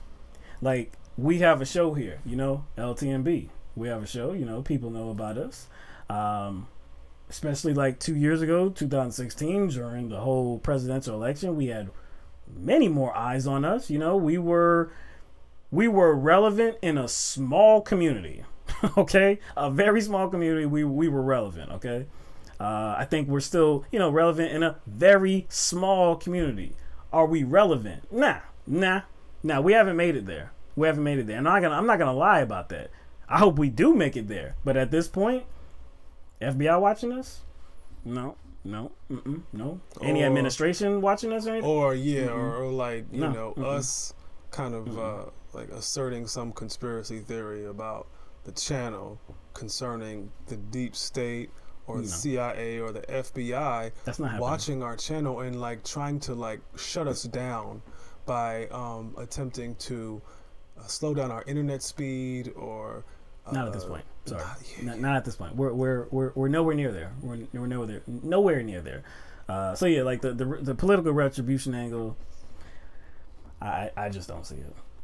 Again, glad Samuel Ronan was not killed, because this was definitely a situation where he could have been. Yeah, I know. He's lucky, man. He's lucky. He was released on his own recognizance, so no bail money. He didn't have to come out of his wallet and pay some enormous sum. That's my gosh, that's a favor for him too as well. And most likely, if he does have to, you know, pay anything, I don't even know how much it would be. Yeah, but you know, he's just gonna have to pay like some sort of amount for the tickets that he did get, or whatever the charges were. He's not gonna probably not gonna have to serve any time.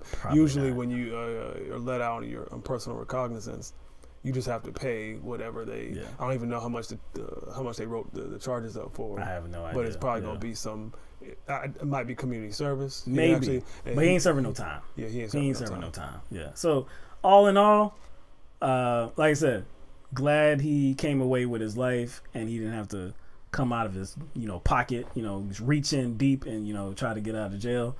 So all in all, like I said, it's a fortunate situation for Sam. If anybody knows him, you know, I really want to get into his head, man. I wouldn't mind doing an interview with him. Let him know. I wouldn't mind either, but somebody needs to let this dude know, going forward, no matter what, you don't get out of the vehicle unless the police officer instructs you to do so. That's the only reason you're going to get out of the vehicle. It's not, don't make it your choice. Because if it's your choice, something like this may happen again. All right. Let's get to David Stringer. All right. So, Arizona State Representative David Stringer, who is also a Republican candidate for governor in Arizona, he recently warned a group of people about the impact immigration will have on white people. Yep, white people. Stringer was speaking at Yavapai County Republican Men's Forum on Monday, and stated that immigration is an existential threat to America. But he has a very specific viewpoint of what America is and should remain as. So this is some video from, you know, from that, you could call it a performance. 60% of public school children in the state of Arizona today are minorities. That complicates racial integration because there aren't enough white kids to go around. But when you look at that 60% number for our public school students, just carry that forward 10 years, 15 years, it's going to change the demographic voting base of this state. And that's what's going on around the country. Immigration is politically destabilizing. President Trump has talked about this. I'm very concerned about this. This immigration today represents an existential threat to the United States. If we don't do something about immigration, very, very soon, the demographics of our country will be irrevocably changed, and we will be a very different country. It will not be the country you were born into. I mean, he sounded like, you know, he had the voice of a grown man, but all I heard was wing, wing. But like one thing that stuck out for me, like, was the fact that he kind of used Arizona as the backdrop, like for his perspective and his, I guess, his worldview, right? He used Arizona as an example, but like Arizona is like very different from the rest of the country. Like it's always had a majority Hispanic and Native American population. So white people there have always been the minority, seeing as like that part of the country that we call the United States, that little part used to be something else. It used to be, you know what I'm saying? That used to be Mexico. Right. You know what I'm saying? So like the demographics in that part of the country have always been a little skewed, but it sounds like he might be scared about becoming a minority. I mean, are minorities treated bad or something? But I mean, but for real, he's like, scared, man. He didn't really make a lot of concrete sense though. What he did was like, you know, what humans tend to talk. He said some really raw stuff, but it's still, there was some like holes missing. You know what I'm saying? Like it seemed like he was talking around a lot of stuff, like, and not directly articulating what his beliefs and attitudes were. Like he was being raw, but there was just still some stuff like missing. You see what I'm saying? Like, well, he to not say a lot, he said a lot. Yeah, he said a lot without saying a lot at the same time. Yeah, because not enough white kids to go around. What does that mean? Oh, we have to translate that because, like I said, yeah, that doesn't make concrete sense. Yeah. So he's kind of like he's talking around. about public education. No, he's not. That's what he says. That's what he said. Not enough white, because he's talking about being outpopulated. So not enough white kids to go around. Right. It just means not enough white kids having babies with each other. Yeah. Enough white kids to populate the area. Right, not enough white kids to go. Because he went further and said it's going to change the voting base. So hold on. Why would you be concerned about changing the voting base? Oh, because he said it was. You don't think your ideas will win? Oh, because he said it's politically destabilizing, which means these brown people are less likely to vote for us. That's what that means. When he says politically destabilizing, it means these brown people are less likely to vote for us. But I thought this was a war of ideals. I thought this was like whoever had the best policies, whoever had the best. I guess the best fixes to whatever that's wrong with the system. Yeah, why would you be afraid? That's what should win out. He's afraid of the demographics changing or the voter base changing. But why? But see, like when the demographics change, what does that mean? That means the representatives are going to have to cater to the needs of, like, I guess, people who are not white, and he is running as he's a candidate himself. Yeah. And so that's uncomfortable to him. He's running as a candidate to advocate for white people. Not for Mexicans, Hispanics, Latinos. No. So having everybody in mind, that's more of a, like, that makes him uncomfortable, and he just doesn't know how to address that yet. Right. But see, really, this isn't just limited, or shouldn't just be limited to the immigration conversation. I don't think so, because this is kind of the whole attitude, the whole perspective of white nationalists. Your neo-Nazis, white supremacists, all these people, right? Because they don't really care too much for black people as well, right? So why wouldn't he feel the same way about black people? He wants to keep Arizona, if we're just talking about Arizona, he wants to keep Arizona white. Remember what he said, though. He wants Arizona white, and I'm sure he feels that way about the rest of the country. Well, yeah, too. no, you're right, because like in one of his statements, he says, "It will not be the country you were born into, it being America. It will not be the country you were born into." What kind of country was he born into? What was going on at the time of his birth? Well, Jim Crow still ruled. Yeah. Oh yeah.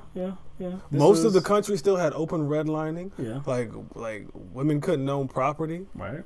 So at that time, that's the country he was born into. So it's basically what he's saying is like that same argument about the good old days. That's kind of what he was saying. He wants to preserve them. And actually, that goes hand in hand with what Donald Trump's whole slogan is, right? Make America Great Again. Mm-hmm.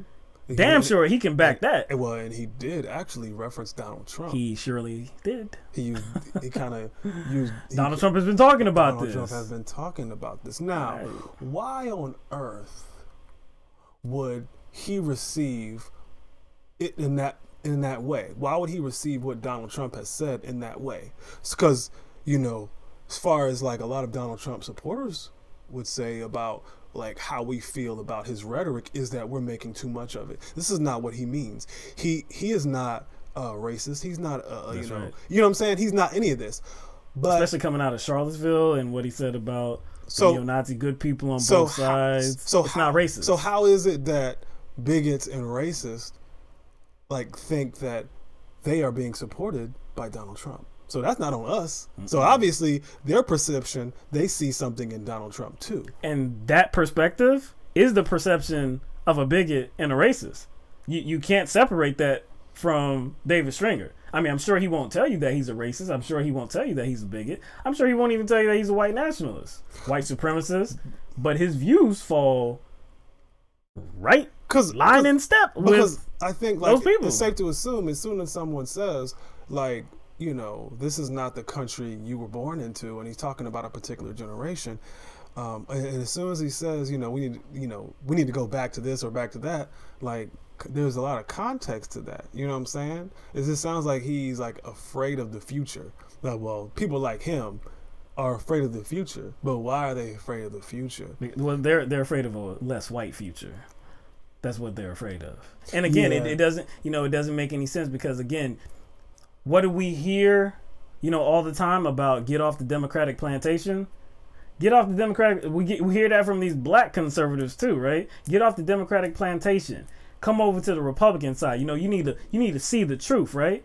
But this mug is on the Republican side saying that we can't have less white people here because that's going to hurt us politically. It can only hurt you politically if you don't really appeal to everybody. Yeah, they want today to be like yesterday because that's all they're comfortable with. That's it. You know what I'm saying? And so they're just kind of extrapolating their discomfort onto their politics. You know what I'm saying? Yo, man, I've said it before. I won't say that everybody that affiliates themselves with the Republican Party is a racist or a bigot. But it does seem like all racists and bigots do affiliate themselves with the Republican Party. For some reason, coincidence? I'm asking for a friend.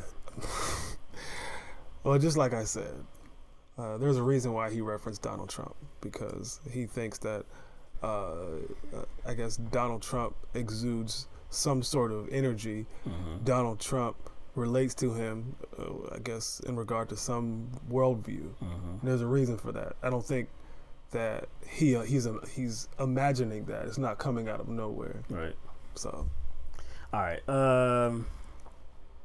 Let's go to Donna Pike. Let's go to that. Oh Lord. All right. This one's weird, dog. This was weird, man. It's funny. So, Donna Pike, a member of the Jefferson County School Board in Birmingham, Alabama, she posted controversial memes on Facebook recently.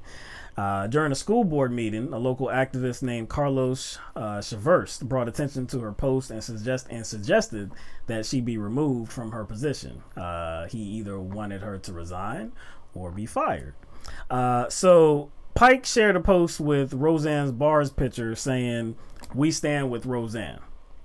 Now, of course, this was right after Roseanne had told the world that she was a racist by her by her Twitter post about Valerie Jarrett, comparing her to the Muslim Brotherhood and an ape.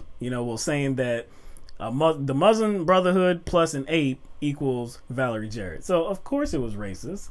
That there's a long tradition, long history with comparing black people to apes, and it's a very racist long tradition of that. But she didn't know Valerie.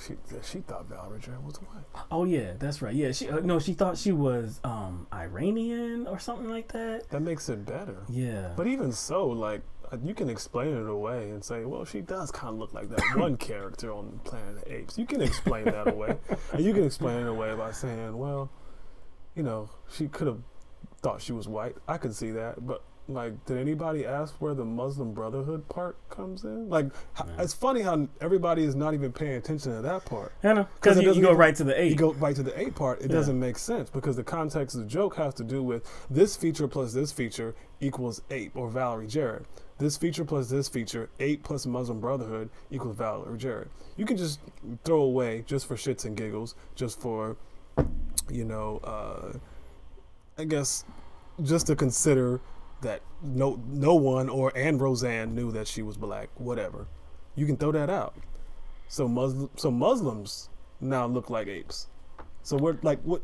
Never mind. Good. Let's get back to the story. All right. So anyway, so Donna Pike, that's the meme that she shared on Facebook. But that wasn't the only that wasn't the only meme as well.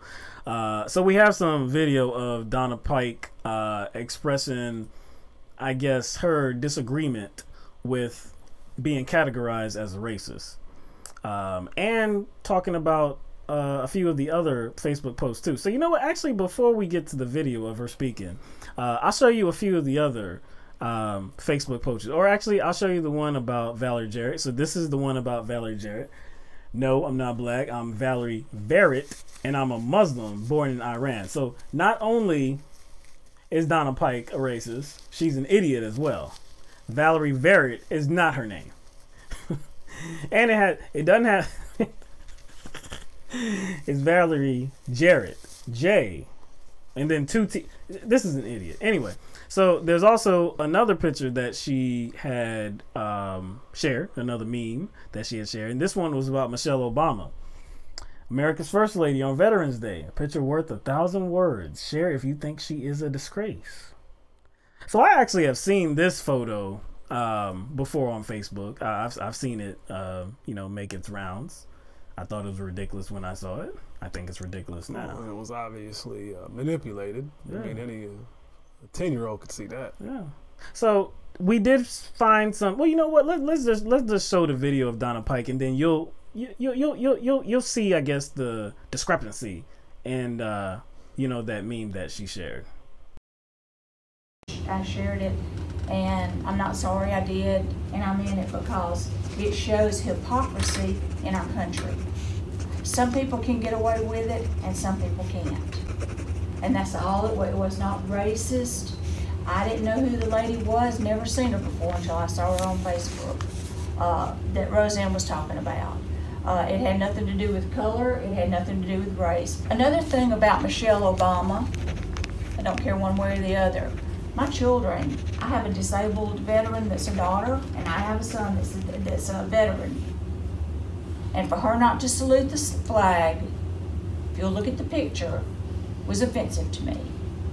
Now, will I apologize for that? Never. Never. And I'm not a racist. Let me say this. And I don't appreciate you putting that I'm a racist on social media. That's interesting. Wow. That's very interesting. I thought she said, I don't care one way or the other, but she looks like she obviously cared. Yeah, she cared enough to make a Facebook post about it. And you saw, okay, so the Facebook post about Michelle Obama had her hand, I think it had her hand on her arm. She wasn't saluting the damn national anthem or the flag. What an unpatriotic woman. No, what she was trying to set it up to say that, hey, Roseanne may have been offensive to some people, you know, but you know, since Obama, Michelle Obama was offensive, I think it's a wash. Yeah, it's just not fair. Yeah. It's not fair that Michelle Obama didn't get the same criticism as Roseanne, and I'm not going to apologize for that. But it would have been fake criticism because, as you saw, and see, it didn't take, you know, it didn't take even an internet sleuth. It didn't take much to find that video footage from the actual event. And you see Michelle Obama actually with her hand over her heart, right hand over her heart. This is a picture of the same event. You see her hand over her heart. But don't you think it's a little interesting that she was admonishing this guy for calling her a name on Facebook, on social media? How dare you call me a name on social media? But I'm like, yo, she pretty much just said the first lady was unpatriotic and un-American. You know what I'm saying? What kind of person does that? Say, hey, you can't say something about me on social media, but I can use that same social media platform to spread propaganda and hate against the first lady, regardless of whether you think, regardless of what you think about Michelle Obama and her husband. That junk just seems very, I don't know, privileged to me. This is how stupid people get caught all the time, though. Because how many memes are shared on Facebook or Twitter or even Instagram? How many memes are shared? I remember, you know, before I was really heavy into Facebook, this is pre-2015, I really didn't get on it much. But when I did, somehow I would see some meme and I'd be like, that don't sound right. Let me do some research. Some simple research. I'll research and be like, you know what? Yo, type in the comments, this is fake. Do some research. It would have took just a few seconds for her to actually get a picture of Michelle Obama with her hand over her heart. But see, she wouldn't have done that because that wouldn't have fit into her outrage, you know, because she already had a negative opinion about Michelle Obama. So when she sees this picture, it confirms that negative position she has against her. See, you're getting to something now. She already had a negative position about Michelle Obama, so it's not necessary for her to research it because it's just confirmation bias. This picture like supports my predisposition about my this person. So I don't need to do any research because if I do, it might like, you know what I'm saying? It'll cause some serious cognitive dissonance. It'll be an explosion of truth. They don't want that, right? So anyway, you know what came after this though, right? The backpedal. Yeah, the backpedal. Yeah. The classic backpedal. So she did issue an apology. It was a local channel in Birmingham, Alabama, WVTM 13. They went to her house and spoke to her. And she said, I didn't realize they would be perceived as they are. She also said it was, quote, unintentionally irresponsible. But she also said that she's not resigning. She will not resign as a member of the school board. Unintentionally irresponsible. Yo, unintentionally. I've never heard that one before. Irresponsible. I've never heard that. That's a new one. That's a phrase I've never heard. Unintentionally irresponsible. Yo, she might have started something. She might have started something. That's a new one. That whoever is like she's talking to as far as like PR goes. Exactly. Yeah, she might have a PR person. Man. Yeah, that's good, man. She paid up. She must have paid that person well, man. Unintentionally. But I mean, I wouldn't like even if she's not racist. I mean, even if I don't go that far in calling her that, she is. She's very ignorant, and she is actually on a school board. She is. You know what I'm saying? I think like when it comes to like adults and them displaying certain attitudes and maybe a generation that's bringing them, that was brought up by them, kind of adopting those same attitudes. I don't even think it's about an attitude or adopting certain beliefs. I think that like how people process information is adopted too. I think that's, people inherit that. People inherit the way they process information. People inherit the way, I guess, to get from a belief to a conclusion. I think people inherit that too. People inherit thought processes, and it's not as simple as saying this person was taught A, B, or C. I do think like the way people process information and the way their minds work is inherited too. And I think this is why it's important to have very, I don't know, rational people in important places. It is. And again, like you said, you don't know if she's a racist. She doesn't, you know, she says that she is not a racist. She even said in that video too, at that school board meeting, she said that what Roseanne Barr did was wrong. But how was it wrong? She said it was wrong. She said she didn't agree with her, but she felt like it was right to share that meme because of other people that have done other things and they haven't had the same amount of backlash or the same kind of penalty. So there were other people that should have gotten the axe or whatever like that. So she was sharing it to show the hypocrisy of the nation, the world, whatever. That's why she did it. She does not agree with Roseanne, even though the meme said, "We are with you." What was it? We says, "We stand with Roseanne." Why you share that one? You could have just simply created one like you did. If I assume that she created it, I mean, or somebody else that was dumb as hell created it. Valerie Verrett. Wow. Didn't get your point across. Whoa. Went over you. Anyway. She dumb. Dumb. Didn't even catch it. She dumb. Didn't even catch it. Valerie Verrett, yeah, man. See, I'm a sticker. Got her. Win. Hashtag winning, right? Anyway, all right. I think that we might leave it there.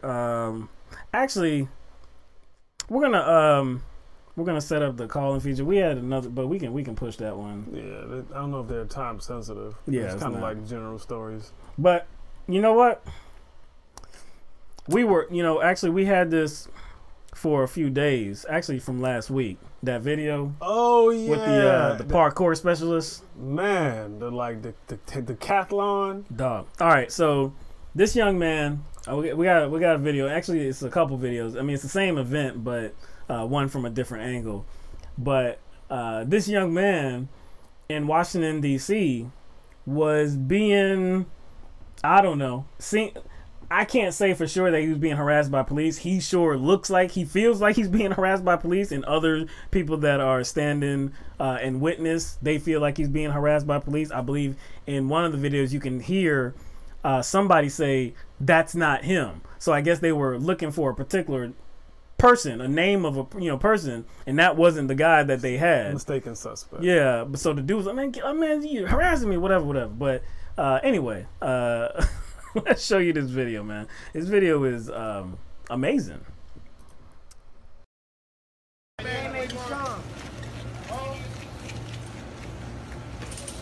So wild. Police wild. Yeah!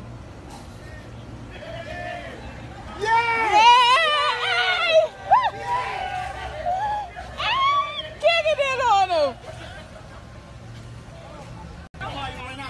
I ain't moving. Don't tell me move, because he fucking with this man for no reason. He said his name Deshaun. That man's name is not Deshaun. And he asking that man, do he want to... Oh. Oh! Yeah! Yeah! Yeah! Yeah! Yo, that was a very acrobatic escape. Look, I would never advocate for people to run from the police. But if you go run from the police, you need to run like that. Yeah, if you do run from the police, you better have some wheels and you better have some agility like that, because nothing in his way was going to get in the way of him getting from those police officers. Like that mug's Madden rating for agility is 99. Seriously. Yo, and then there's no word that the police officers ever caught up with him either. Oh no, no. That dude was gone. I'll go out on the limb and say they didn't catch him. Nah. Because it didn't look like they were capable of keeping up with him. This dude front flipped over a fence. Yeah. No, well, it was after he got over the fence. He jumped and then front flipped. Yeah. But that's still hard. Don't Yeah. do a front flip. Like, this Joker did like a gymnastics routine to get away from the police, man. And it looked like they didn't want any parts of it. As soon as they saw him jump that fence for the last time, they were like, all right. You know what? They were like, you know what? Another day. You know, and maybe they, you know, in their minds they were like, man, I shouldn't have ate them donuts 5 minutes ago. They got all their gear on, man. There was no way they were going to catch up with them. Nah, man, like, you know. I've never seen anybody these run from the mothers police probably like that. thinking about stepping their game up now. They got to get some lighter equipment or something, man. Lighter equipment. They got to just get some more stamina. More endurance. They're going to have to get like a... work on their cardiovascular. A bodysuit like Batman or something. some lightweight material. Spandex? Yeah, man. Oh, yeah. Spandex. That's right. Yeah. Some attachments, but that won't slow them down. You know what I'm saying? So... Like I said, man, that was very impressive, man. Like I said, I have no idea what the issue was. I don't think there's any word on what the issue was, even though you could hear on the video that I think somebody said, I think they said the police officer was looking for somebody named Deshaun, but that's not Deshaun. So like, why are you harassing him? Whatever. Again, I would never tell people, yeah, man, run from the cops, because I think 99% of the time that does not go well. But this is the 1%. I think it's less than 1%. Yeah, it probably is. It's probably less than 1%. Yeah, but like for the most part, when 0.1%. Police officers deal with somebody, they are not dealing with like a superstar athlete, man. Gazelle, like somebody with gazelle, like, you know, agility. Like, that Joker was gone, man. What was in basketball? You remember Stacey Augmon? Was he in the Elastic Man? Oh yeah, the Elastic Man. You got somebody like that, man, that can just leaps and bounds, man. That you didn't catch that dude, man. Anyway, all right, so we're gonna set this thing up for taking some calls. We hope that we have some people in here that would like to, you know, share their opinion on what have you, anything that we've talked about today, or maybe something that we've talked about in the past, maybe something that we haven't talked about at all. So the number to call in is 669 900-6833. And let's go ahead and get that calling environment set up. I would, you know, of course, you know, the excuse me, the story that we spent probably the most time on was, the story about Sam Ronan, and just noting that there has been a lot of commentary on it on social media, and like I said, there have been some videos about it, and it seems like there's a lot of unison here about outrage, and like they're feeling for Sam and feeling like some kind of injustice was done to him. Hearing our take on it, I am interested in what anybody that heard our take on it has to say about it. You know, like, what is your response to what we said about it? You know, because I just haven't, I haven't seen it. I haven't really seen a focus on him actually stepping out of the vehicle. So I'm if somebody's seeing something that we are not seeing, I would welcome, you know, somebody to tell us about it. You know, explain what we're missing here, because I just don't get the outrage. All right, so let's see.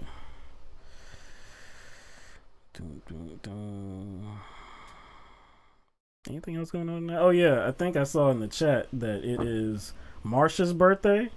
I believe I saw that. So a very happy birthday to you, Marsha. Happy birthday to you. Happy birthday to you. Happy birthday. I don't know the words. Nope, not working yet. Hold on. You didn't. Don't put it on there. Don't put it on. Did you put it on? No. Okay, hold on. Don't put it on. Boy, I'd be glad when we don't gotta do this. All right. All right, now put it on. Good? Yeah. Okay, good. All right, I think we're good here. All right, so let's set this up real quick. Bear with us for one. All right, so we have somebody that is waiting to be heard on LTMB Live, so let's get to him. Caller from the 443, you're on the air live with LTMB Live. Hey, what's going on, fellas? It's Court. What's going on, Court? How you doing, man? I'm doing all right. I'm just calling to answer, give you my opinion on the question you asked about why nobody's talking about this guy getting out of his car with his bag and walking up to the cop. Mm-hmm. So like the first thing I noticed is that the dude was white. I think the dude was white. So yeah, there was going to be he wasn't going to get shot like that because there's no. All right, so white people do get shot by the cops, but they don't get shot by the cops for stupid shit, right? So he was stupid, and he was lucky. I mean, he could have got the wrong cop, but he didn't. So that's why that's why I'm assuming he didn't get shot, because if it had been a black dude, he probably would have got, if not killed, he would have got hurt up pretty bad for doing that. And another reason why that guy wasn't well versed on the way to handle cops is because most white people don't need to think about etiquette like that. It goes back to the dual self. You know what I mean? Like, they don't need, most white people, like, when they get into trouble or they get confronted in society, they don't need to worry so much about the situation escalating simply because of something they can't control. Like, if they go in there and they do what they're told, they're going to end up fine. If they don't do what they're told, but it's not that egregious, it's just them being stupid, they'll end up fine.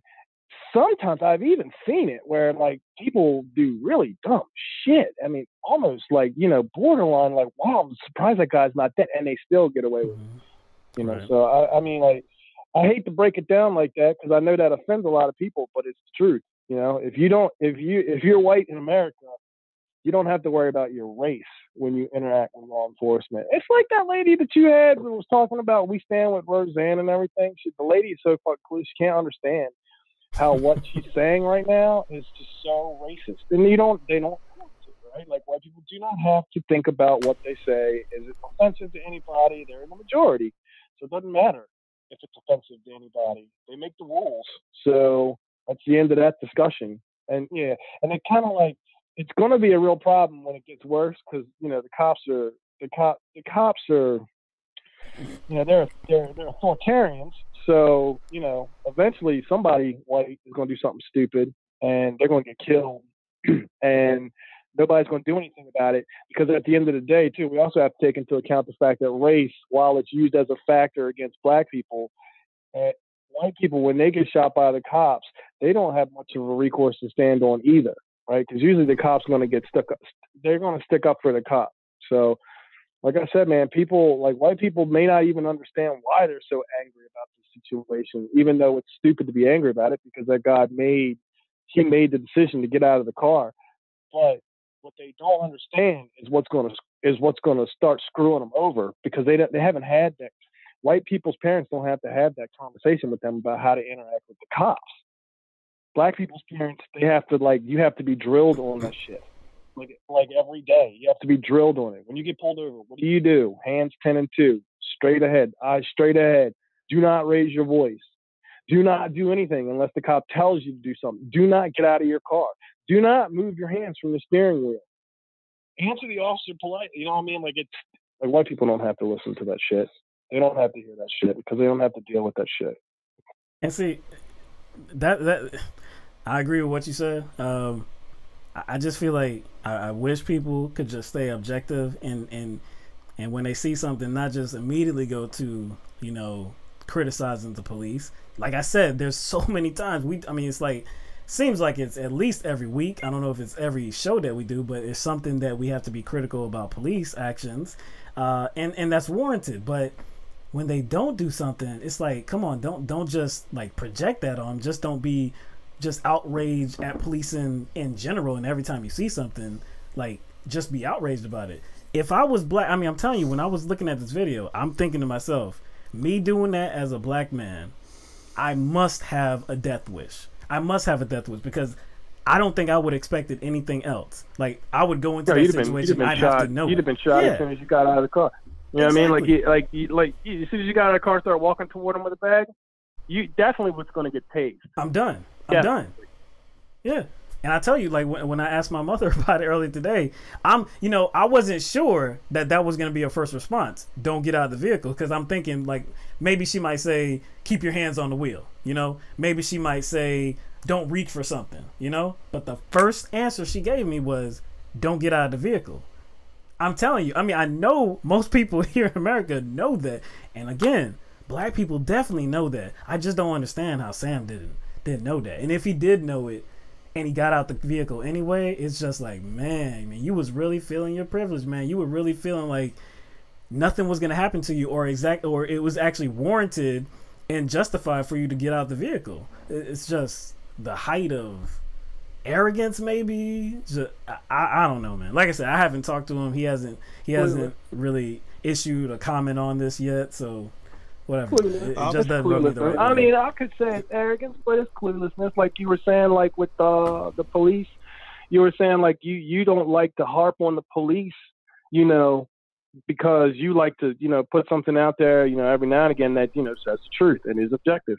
But you know what? Well, the cops kind of brought this on themselves, and it's not just over the past 5 years. The cops, most cops in most societies are there to enforce power. They're there to protect power, and they're there to enforce, the rules of power. And they bring this shit on themselves, and that's why usually the civilian population wants nothing to do with them.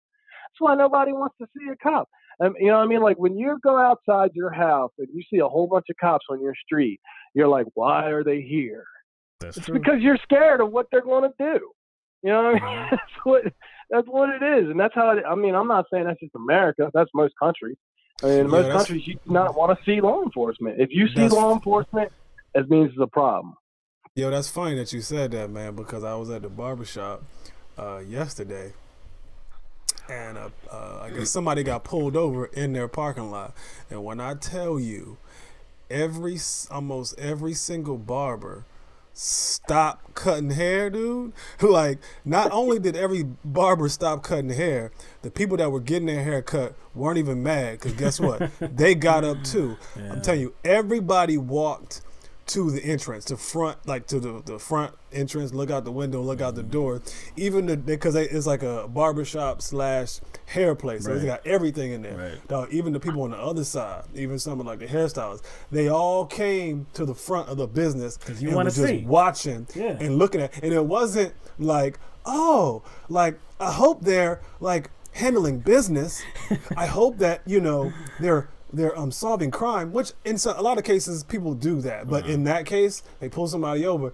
They were more concerned, like, all right, let's see what's going on here.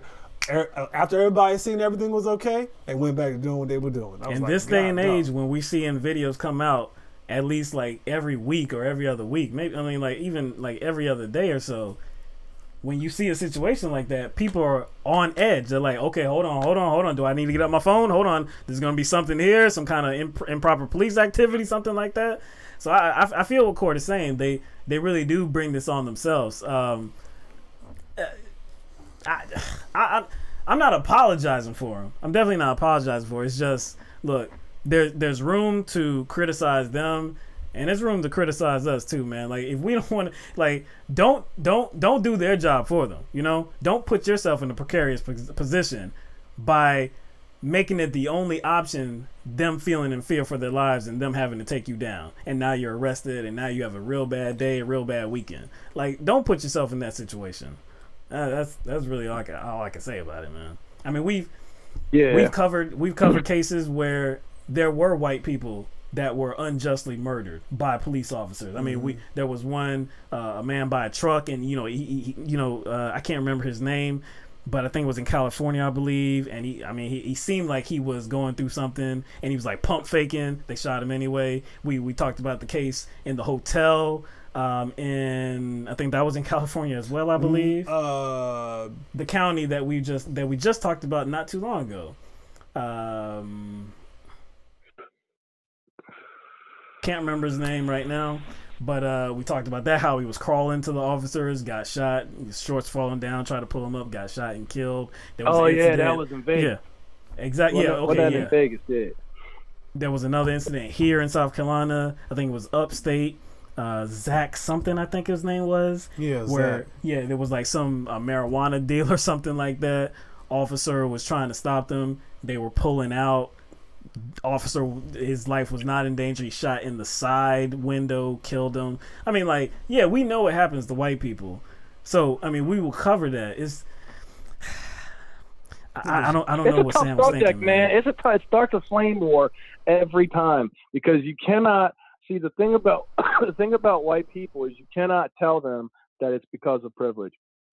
Yeah. Because the minute any incident happens where a white dude gets shot or where somebody gets arrested for a false arrest or somebody frames, like one of the cops frames one of the white people, then they use it like an excuse, like it's always been equal. Like, see, this happened to this dude, so it's always been equal, and it's never been skewed. It's just your perspective on it. When it don't take a rocket scientist to look at American history and understand that it is biased. You know what I mean? Like, it is biased. It is biased. Yeah, bad things have always happened to white people. That's like been a part of history. Like, bad things were happening to white people during Jim Crow. You know what I'm saying? So they had that comfort of social acceptance. See, it's harder to be poor when nobody likes you too. See, it's easier to be poor when the major part of society, they may not feel sorry for you, but at least they give you decency and respect, right? They're not going to roll up in your house and kill you because you looked at a white chick. You know what I mean? Like they're not gonna hang you because somebody accused you of doing something. They can't prove the evidence completely circumstantial, but since nobody cares about your race, we're just gonna hang you anyway because nobody cares. See, it's easier to be poor when you don't. It's not easy to be poor, so I'm gonna be careful with my words. It's easier to be poor when you have at least some modicum of human decency and respect, and that's what white people don't get. That's what poor white people don't get. Yeah.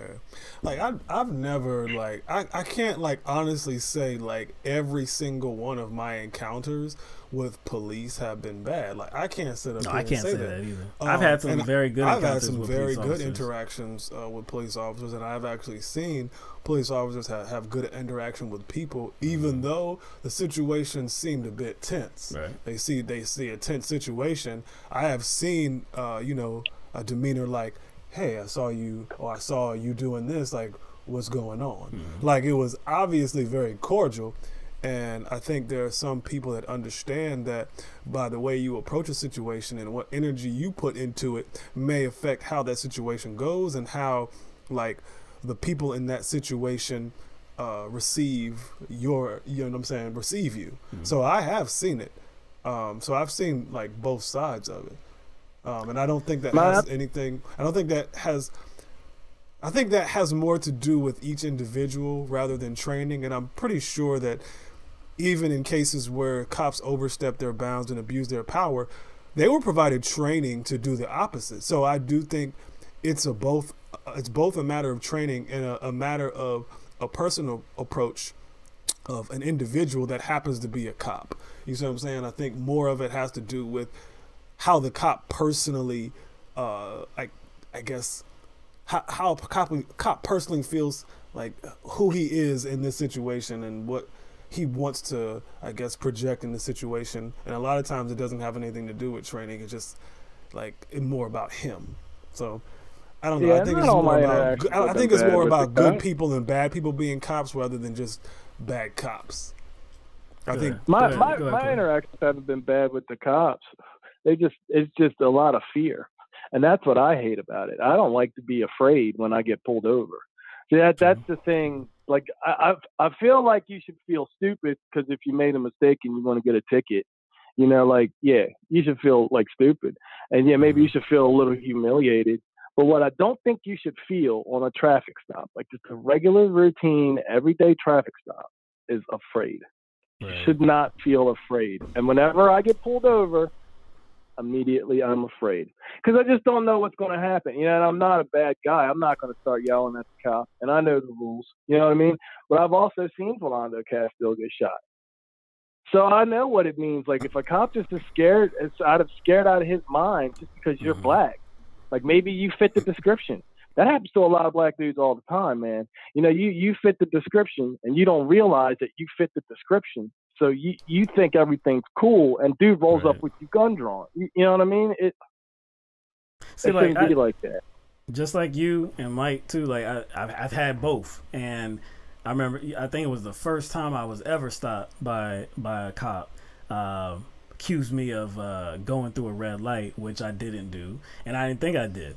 When I got pulled over, I was kind of confused, and then he pulled me over. You know, I talked to him. I was like, I went through a red light. I was like, I don't think that the light was red. I said that like that light was yellow. And he responded in a very aggressive manner to me. I'm like, whoa, okay, all right, okay, all right. You know, we'll handle this. We'll handle this in court, blah, blah, blah. End of the day, I didn't get, I requested a jury trial. Jury said, not guilty. So that was great. But anyway, it's either or. But I agree with you.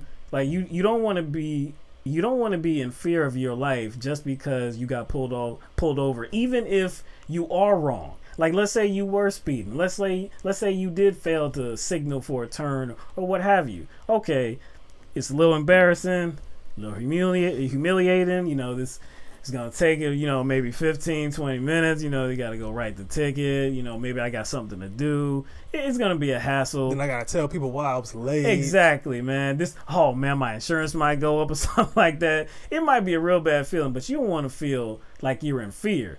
And the one thing I'll say about privilege is, like, privilege is not something that I think about on a regular basis or even on a common basis. I don't think about privilege. Now, if I think about privilege, am I upset by it?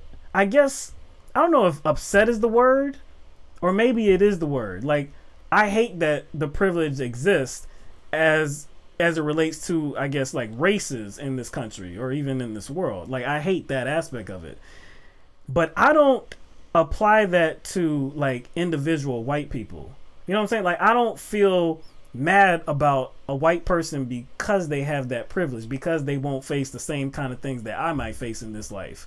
Like, I understand that it exists. I think the only thing that bothers me is if people deny that they benefit from it. That's what, like, kind of pisses me off, or like kind of like agitates me. Like, don't deny that it exists and that you don't have some kind of advantages. Yeah, people can be poor no matter what color you are, no matter where you come from, but there's certain other things that you do enjoy that, I can't benefit from just because the shade of my skin is a little bit darker. So again, it's not something that I carry with me on a day-to-day basis and I just remain upset at the world at. Again, if I think about the big picture and, like, what has happened throughout the course of history and, like, how we got here and how that history is still relevant and, still impacting how we live in this world today, yeah, it's upsetting. No doubt it's upsetting. But I don't transfer that to individual people, especially if they understand what's going on. That's all I would ask. I don't fault white people. I mean, I don't fault white people. I fault humanity. I look at it like this. People that from time that we've recorded history have picked arbitrary traits and things to use to justify violence, whether it's the religion you were born with, the skin color you were born with, the religion you were raised with, the skin color you were born with, the gender that you were born with, whatever.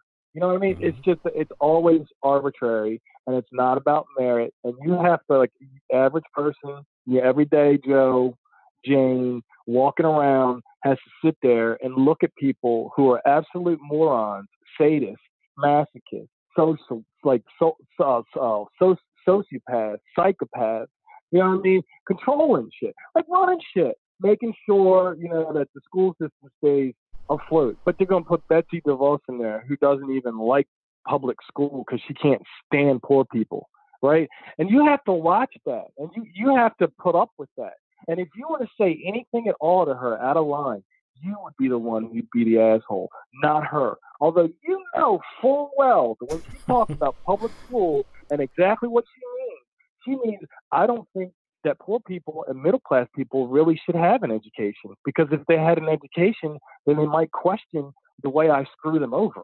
And that's just one person. You know what I mean? That's just one person. All the other people that are, you find it's an exception to find a good leader. Why is that? Why is that? Why is it an exception to find a good leader? Yeah, we have all these statues and we have all these tributes to leaders around the world and how great they were and all this and everything. And yet it's an exception to find a good leader, to find somebody. It's because humanity is bullshit, man. And that's why I get angry with humanity. I don't necessarily fault white people for it. I mean, you're going to take advantage of what you're going to take advantage of if you get it for free and you didn't earn it. You know what I mean? It's what you're going to do. But I do fault humanity for it. That's a hell of a question that you just posed. Like, why is it an exception to find a good leader or even a great leader? Like, that's a hell of a question. That tells us everything we need to know about today and history. That tells us we're in a predicament. You know what I'm saying? A planned predicament. A planned predicament. That tells me that we weren't, or this system wasn't designed to actually have good leaders. You see what I'm saying? Because if good leaders are hard to come by, like it's exactly in a world that you really can come to. Either that, or it's just the incompetence is so bad that people are doomed to fail. It can't be that many coincidences. You know what I mean? I know there are thousands of coincidences, and I don't think whatever the representatives we have are some anomaly. You know what I'm saying? Not when they're the same. Not when they're the same. Throughout the course of time, they're the same. They don't really represent people in general. No matter what they look like, no matter where they come from, they don't represent people. They represent certain people. That's not an accident. It can't be an accident. It's the system I don't think it is, and I think the profound nature of how people will constantly latch on to a strong person, like a authoritarian, a forceful person, a coercive person. I think I think it has something to do with our biology. It's just what people do. We honestly don't have. I just don't think we have the intelligence to do this. We don't have the capability. We don't have the capacity yet to choose intelligence over power. We really don't. Not as a whole. Cord, do you think it might have something to do with people maybe responding to, I guess the discomfort of being powerless, so they think they have to kind of trust an authoritarian leader, or trust somebody that's just gonna like take the reins and make everything better? Do you think people feeling powerless kind of like, I guess, sets an environment for people like Donald Trump to kind of be normalized?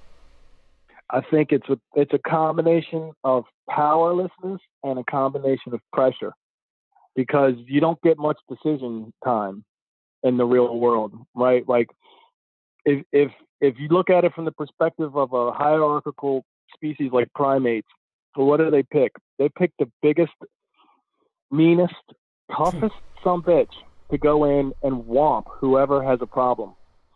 And then they give that particular member of the community whatever they want. And you don't have time because you're getting whomped. Like you have to do something, and you don't have to think through it. So you just pick the meanest, nastiest son that you can find, and that's who you send after them. And then when it's all said and done, then you'll pay the bill. And I think that's what it is. So it's powerlessness and it's pressure. You got to make a decision, and you're not going to go with the decision that takes time to actually think about abstract. Well, how do we compassionately figure this problem out so both groups can live together? Nobody has time for that. The other group will shoot you first. That's what's so cruel about it. There's an example of that too, especially in the 2016 election that I saw specifically from people that they felt like, I can't vote for Bernie. I got to vote for Hillary Clinton. And I had conversations with all of these, liberals, but they weren't feeling Bernie Sanders. And I'd be like, well, why? He's better on this issue. He's better on this issue. He's better on this issue. And a lot of them will point to foreign policy. And a lot of them will say, like, hey, you know, we need somebody strong. We need somebody that, you know, I guess when the shit hits the fan, we need somebody tough. We need somebody that will, I guess, get us out of a war, even though they're going to get you into the war too. Yeah. But we need somebody that will win the war, you know? And they didn't feel like Bernie Sanders had the chops to do that. And I'm like, no. What? Like, that is a crazy reason right there, man. And it's counterintuitive, because if you think about it, we've been at war for so long, people have gotten fatigued, and that's why one of Trump's platforms was, I'm going to get everybody out of Afghanistan, I'm going to get everybody out of Iraq. That was one of his times. That's what he was saying. And, you know, but people won't choose Bernie, the one who obviously he spent 30 years at least that you know of trying to advocate for peace. And yet you won't choose that guy because you're so scared he won't get us out of a war, or he won't be tough enough to fight our enemies. You see what I mean? It's like a paradox. It can't really say anything to the person, because technically they're right. If you did get Bernie Sanders elected, if you could herd the cats, right? Because you'd have to get so many people to just say, I'm not going to vote for Hillary Clinton and I'm going to vote for Bernie. You have to get establishment Democrats to do it. You'd have to get independents to do it. And I mean, the progressives would be a shoo-in, but still, establishment Democrats and independents are not going to go with something they don't know. Establishment Democrats are the epitome of conformity, and independents are usually just slightly leaning to the right or slightly leaning to the left. They're not going to go for a Bernie because he's too radical for them. It's a mess. It's a mess. All right, Court. We're going to have to wrap this up and get to the next call, man. But, man, I love when you call in, man. I love it. We hope that you keep calling in. You guys definitely help me think about things from a different perspective. Yeah. Good to talk to people who think about these things. Hey, man, I think vice versa too, man. I know you help us think about things for real, man. Yeah, man. I guess you come at it from a different angle, of course. Yeah. You know, I guess seeing things the same, but I guess kind of articulating it in a different way. And like opening up different intellectual doors. Yeah, for man. us to explore, We appreciate it, man. You add so much to this program, man. We appreciate it, man. All right, fellas. Y'all have a good night then. All right, man. You too, man. Have a good weekend too, man. Peace out. All right. We got 770 on the line. You're on the air live with LTMB Live. All right, fellas. Y'all have a good night then. All right, man. You too, man. Have a good weekend too, man. We can barely hear you over there. No, that was the delay. What? That was the delay. Their mic is there. The speakers are up. That was the delay. That was us saying by the court. Oh, okay. Hello? 770? Hello? Hello? 770, are you there? Yeah. What's going on, man? What's your name and where you calling from? This is Tony from Atlanta. Tony, that's right. Yeah, we remember you, man. Tony from ATL, man. What you got for us, man? I just on a side note, I guess the other two callers ahead of me, they hung up or something. No, you're the second caller that we got today. Yeah. We got them in order. Okay. Yeah, I was just gonna comment on the whole, cops and in every country they're bad. Now I caught a lot of heat when I brought this up in a discussion group, of course on Facebook, and it's a majority black group, so yeah, they were dragging me left and right. But I was like, my point was, if there's no police, would you have a country? Yeah, that's a good question, because I think like the conversation kind of is shaped in a certain way where people can't compartmentalize this topic, as if like there's no need for police department or there's no need for a military, because essentially all these things are needed for is security and safety. Like that's not really that far-fetched, and it's not that complicated. They should be for safety and security, whether it be a military and police. The problem is that the military and the police has been historically used to uphold the status quo of the powerful, and that's the problem. The problem is not the concept of a police or a military. The problem is how those things have been historically used. And then we got to hold them accountable for their actions as well. Like, we can't have a country without the police. We can't have a country without the military. The simple reason why we can't is because humans aren't perfect. Humans are corruptible. They're liars. They're cheaters. They're violent. They're killers. They commit crimes against humanity. And we see this all the time, all around the world. There's no way you can have a civilized society without some government kind of setting the limits and setting the boundaries. And the problem is the government that is supposed to set those limits and boundaries for those two things, specifically the military and the police, has been heavily corrupted. That's right. That is the problem. The problem, because the problem isn't that they're here. Yeah. The problem is that, again, they've been used for all those traits you just mentioned. Yeah. All those traits you just mentioned, we kind of are under the boot of a system that kind of nurtures all of those bad traits. Yeah. You know what I'm saying? So, and those bad traits are then extrapolated onto those people who have power, and those people who have power are those people in uniform, or those people in the other uniform, suits and ties in Congress, or non-police uniform, like in the form of military. So, yeah, you kind of do open yourself up, Tony, if you kind of try to approach these things with a little nuance and kind of compartmentalize it. And if you put yourself in the line of some very, I know, right? You know what? It's not even. I can't even say fire. That's Tommy guns. You put especially on social media where it's written, where it's not like a face-to-face kind of debate. Where I think that's probably the better forum to like have a kind of conversation like that. On social media, man, it gets thick. It gets a little bit too thick, man. Yeah, but then at the same time, I'll bring that up. Well, if there's no cops, then that means the fundamental structure of the system has to be different than what it is right now. Because right now, the way the cops function is that they protect capital, right? They protect capital. Yeah. Capital is also property. That's what they do. Yeah. So the people with all the money get all the protection. You see that even in Africa.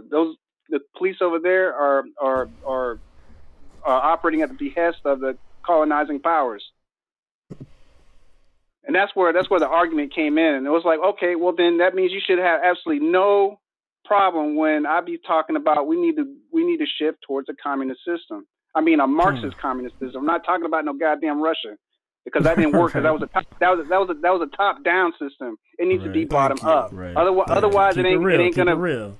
Right. Yeah, it ain't gonna work the way that that everybody thinks it's gonna work. It can't be top down. Otherwise, it will be like Russia, and it's gonna be corrupt as hell.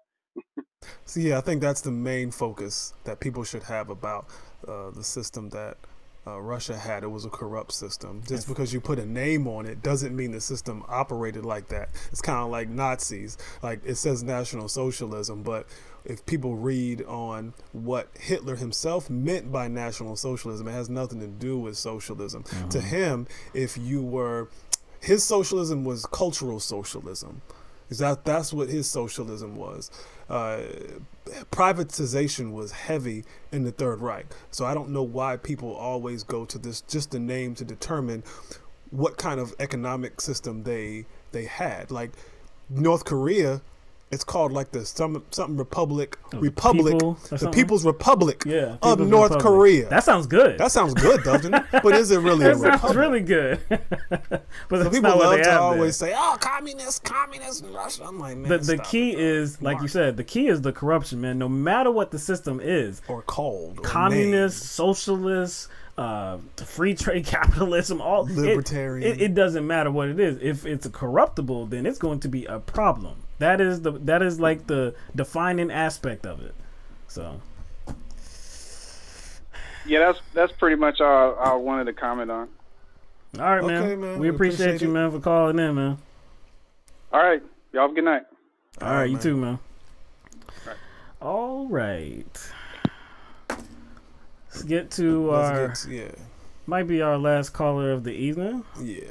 This is area code 213. You're on the air live with LTMB Live. Okay, it's the real brother. How y'all doing tonight? What's up, Mr. Real Brother, man? What's What's your actual name, man? We want to make this more personable, man. Like, what's your name? You might just man? go by that. Yeah, is that what you go by, man? The Real, that's like your new government name? No, well, my government name is Theron Cal, but Real Brother fits me perfectly. It means the same thing. Where are you from? Where are you from, man? Where are you from? Kansas. I was born and raised in Seattle, but I got up out of there and moved down here to LA to make it happen. Okay.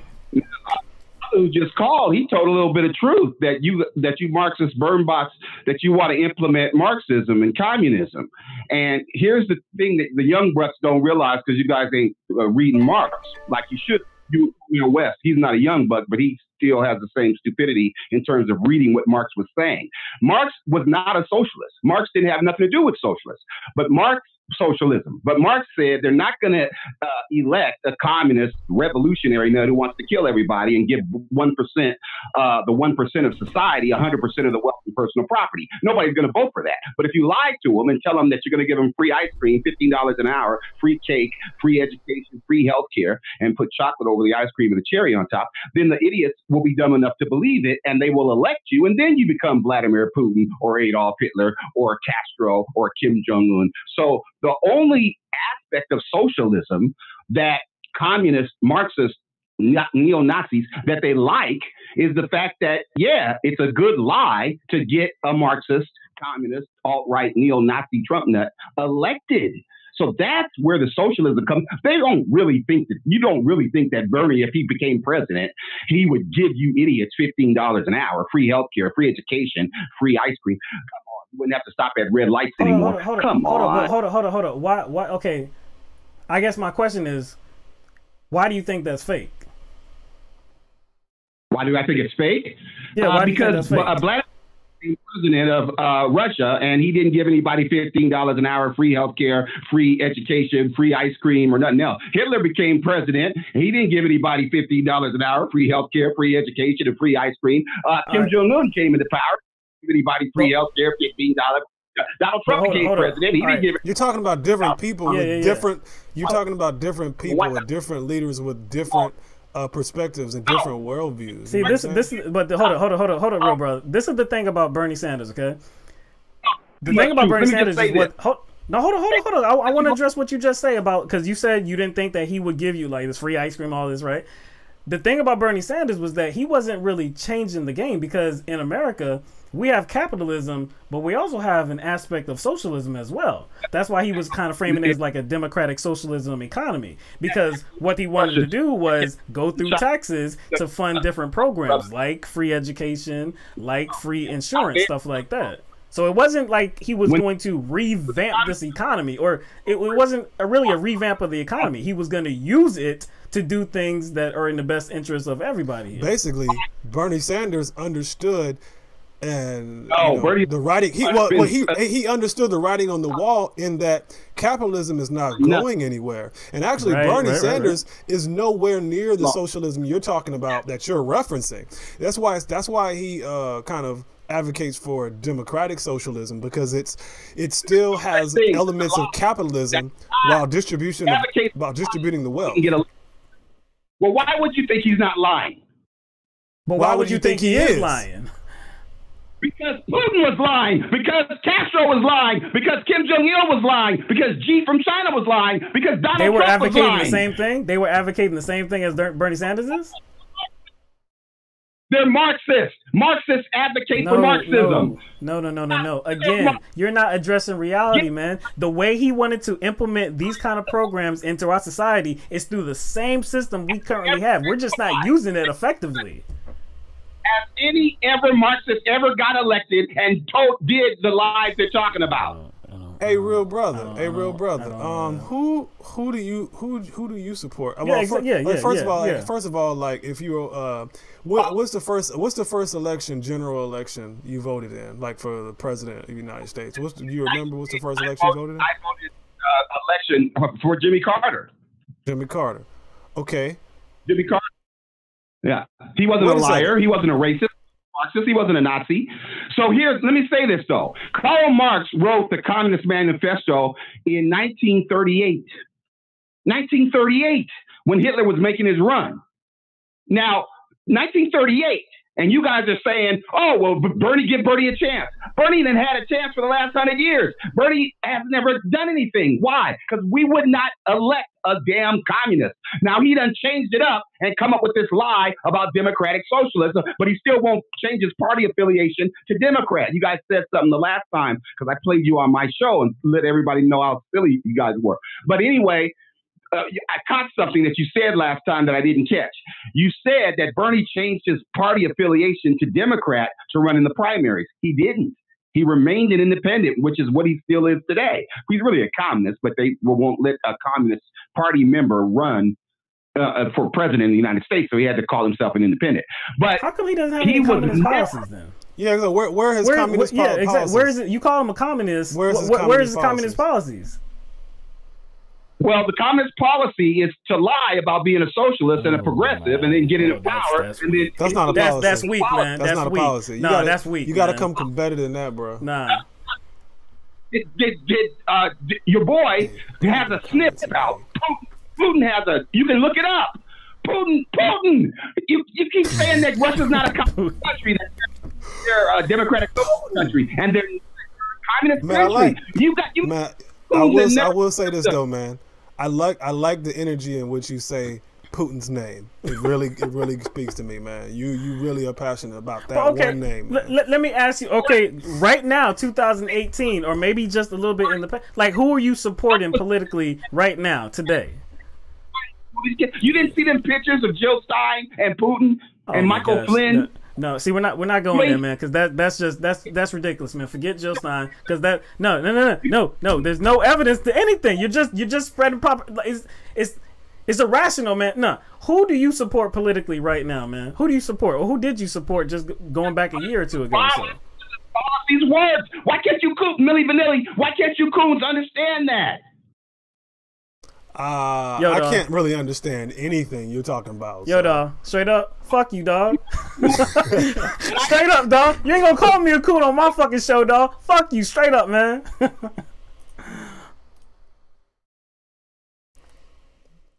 You just lost your calling privileges. Straight up, dog. Man.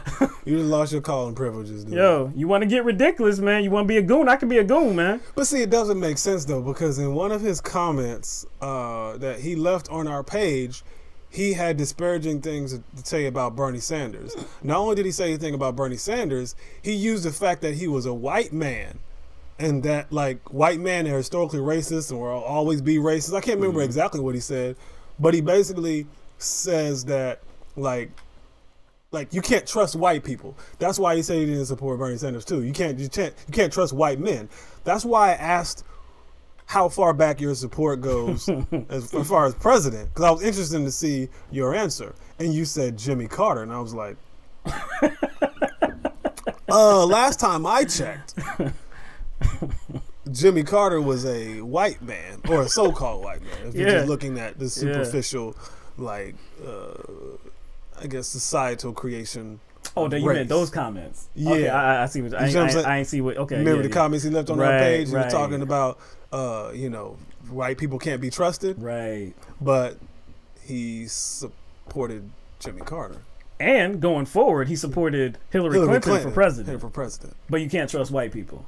See what I'm saying? This is why things are confusing, you know what I'm saying, when it comes to you and what kind of points you're trying to make, man. Bernie's a communist, yet he doesn't have any communist policies. Bernie's a Marxist, he's a racist, blah, blah, blah. No, you ain't got no evidence of nothing, Marxist, man. You have nothing, he's man. He's a Marxist, he's a communist, and he's a Nazi. All together at once. All together. That makes sense. Yeah, all of that makes sense too, man. Again, man, everybody understood that what Bernie was championing and what Bernie still champions is not dramatically different. It's not even radical, because what he was proposing is through taxation, we like get more bang for our buck. Like, we actually pull our money together. We get we get a better educational system. We get a better system for healthcare. That's what he was proposing.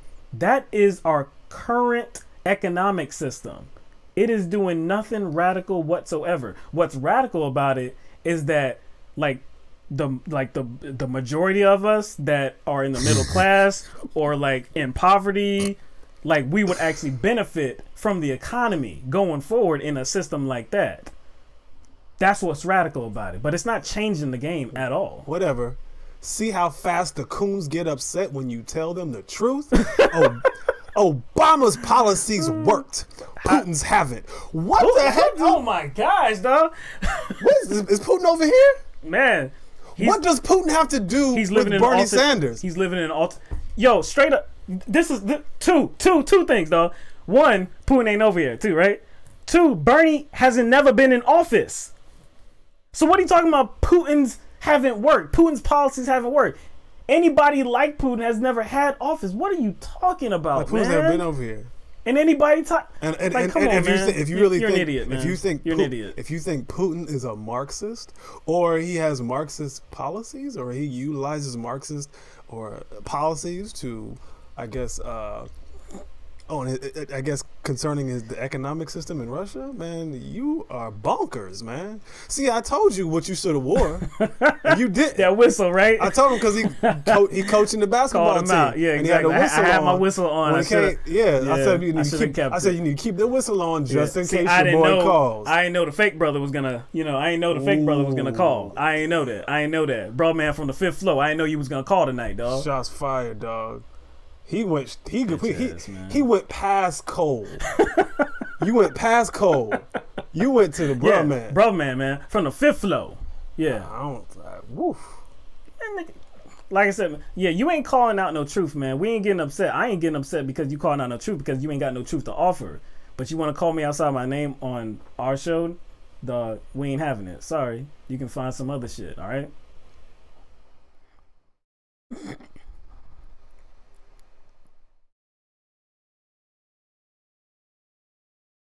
Fake ass brother. Anyway, I think that's what we got, man. Yeah, man. We ended the show with a bang. Yeah, man. Thanks for getting my blood pressure up. You know what I'm saying? Get a little height. You know what I'm saying? We need some of that sometimes on the show. You know what I'm saying? Mm-hmm. Ain't nobody even upset. I ain't even upset that this dude called us outside our name, man. I'm not even upset, but you damn ain't sure gonna do it. You know what I'm saying? We ain't just gonna allow it because we ain't fake brothers. You know what I'm saying? You know what I'm saying, dog? You know what I'm saying? Dog. He says, no, Russian oligarchs are indeed Marxists, just like Bernie. They believe in 1% Trumpian Bernian rule. Dog, you just invented shit, man. Do you realize that those two terms contradict one another? Oligarch and then Marxist.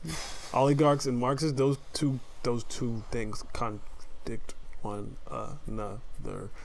Yo, he likes talking about one burn of these bots, things right? and not the other. he talks about burn bots, right? He loves saying that, right? Like, what you, man? What you think you are, man? You praise Obama for whatever, man. Obama's policies work. How come the rich get richer and the poor get poorer under Obama? Why did that happen, man? Obama's policies work.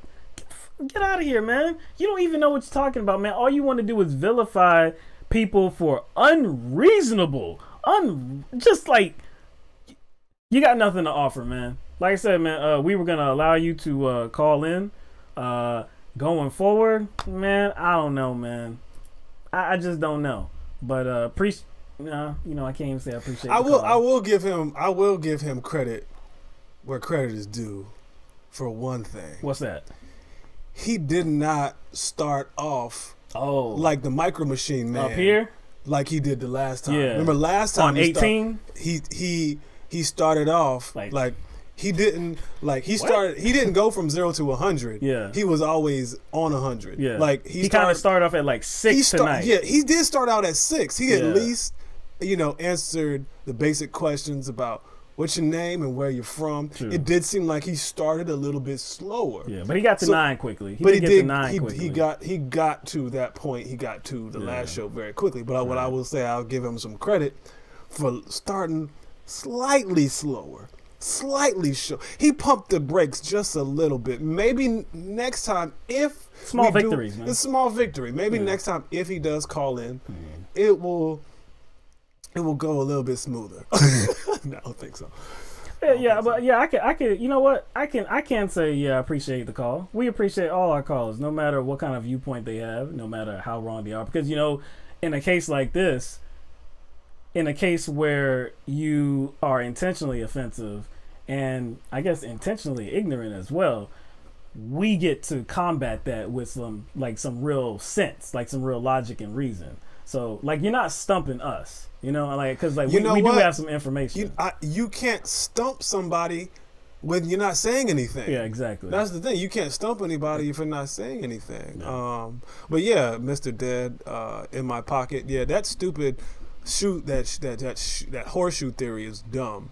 It oversimplifies people's ideologies to say, well, since these people want societal change and these people want societal change, they're the same. They want it in the same way. And I was like, no. I was like, they're not advocating for the same things. That's like, well, Martin Luther King wanted societal change and the KKK wanted societal change, so therefore they're the same because they want to change society.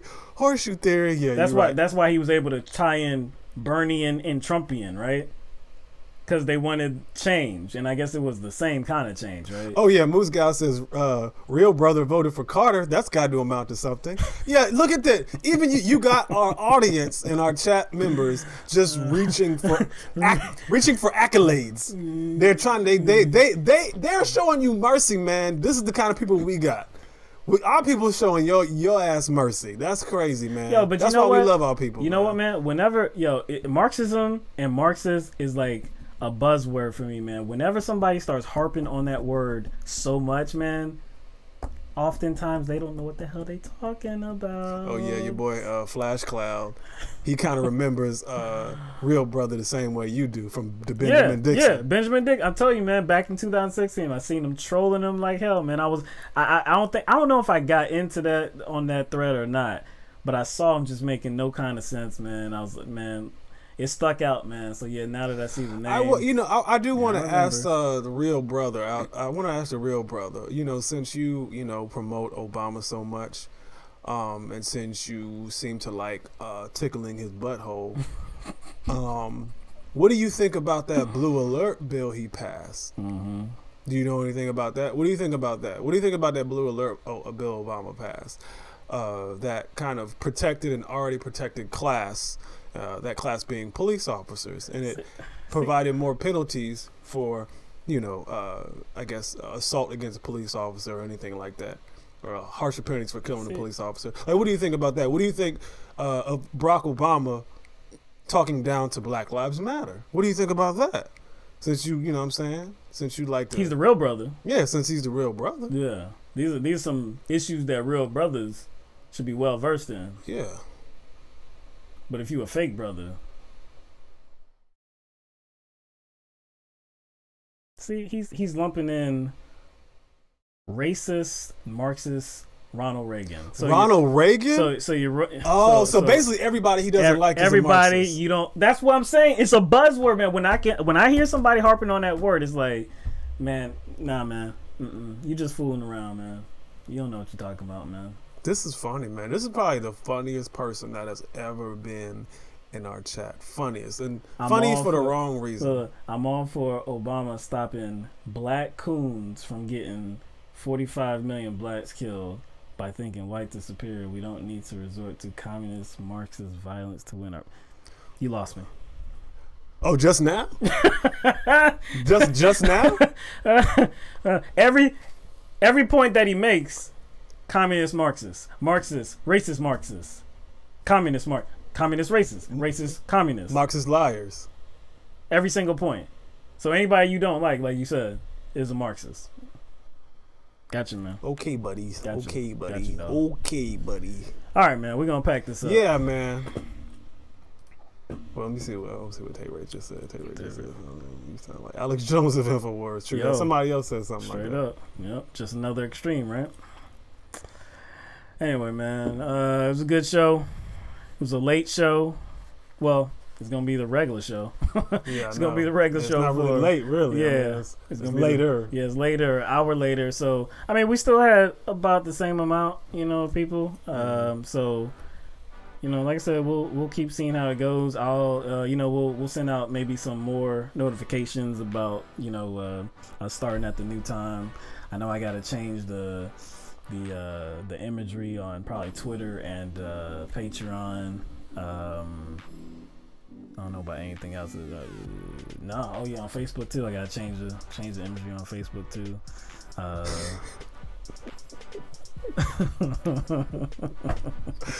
Yo, dog. Hey, man, don't go anywhere, RBR. Yo, man, don't go anywhere, man, because you provide the comedy. You provide comedy that I did not know we were going to get, and it's for free. We ain't even paying you, man. Dang, bro, you doing this for free, man. We appreciate your pro bono comedy. Yeah, man. This is, man. See, and like I said, man. Look, we don't screen our calls. I mean, I think now we know what your number is now, so we know how to look for you. But anyway, we don't screen our calls. You know, people call in, they got a different viewpoint to kind of express here on the show. Express it, man. If you disagree with us, no problem. I have no problem. We both don't have a problem with that. We don't have a problem being challenged. We don't have a problem backing up our views with actual like data and some logic and some reason. We have no problem with that whatsoever. So maybe he calls in again, maybe he doesn't. But yo, some advice: don't get cute, dog. Don't get cute. Don't be calling me out my name, dog. Straight up. Won't have it. All right. And before we go for tonight, I want to give a shout out to Aaron Burnett, sliding some cash over our way. We appreciate that. True that, man. Big ups to Aaron Barnett, man. Appreciate that, man. He approves of that. Yeah, he said I approve of this caller when Court was on the line. Thank you for Court for calling. Tony calling in. RBR, you know, you called in, you know, whatever. You know what I'm saying? But anyway, appreciate everybody that watched the stream tonight. Like it says, 8 o'clock p.m. Eastern Standard Time every night on Tuesday and Thursdays. The days remain the same. So big ups to all our patrons on patreon.com as well. We just appreciate you all, man. We appreciate all the support. So hope everybody has a good weekend. I don't think I have anything planned for this weekend. Yeah, I'm going to a family reunion. Word? Yeah. Okay. I don't think I got anything going on. No. Ain't got nothing planned. Some work. Yeah, so yeah, be on the lookout for some videos. We'll clip some videos. Hopefully tomorrow. I still got it, man. I gotta work on my schedule, man. My schedule. I really like to be up by 7 o'clock, but that just does not happen, man. But anyway, yeah, be on the lookout. We're gonna clip some videos and put them on YouTube. So everybody, have a good weekend. Let the madness begin, man. We'll see you next week.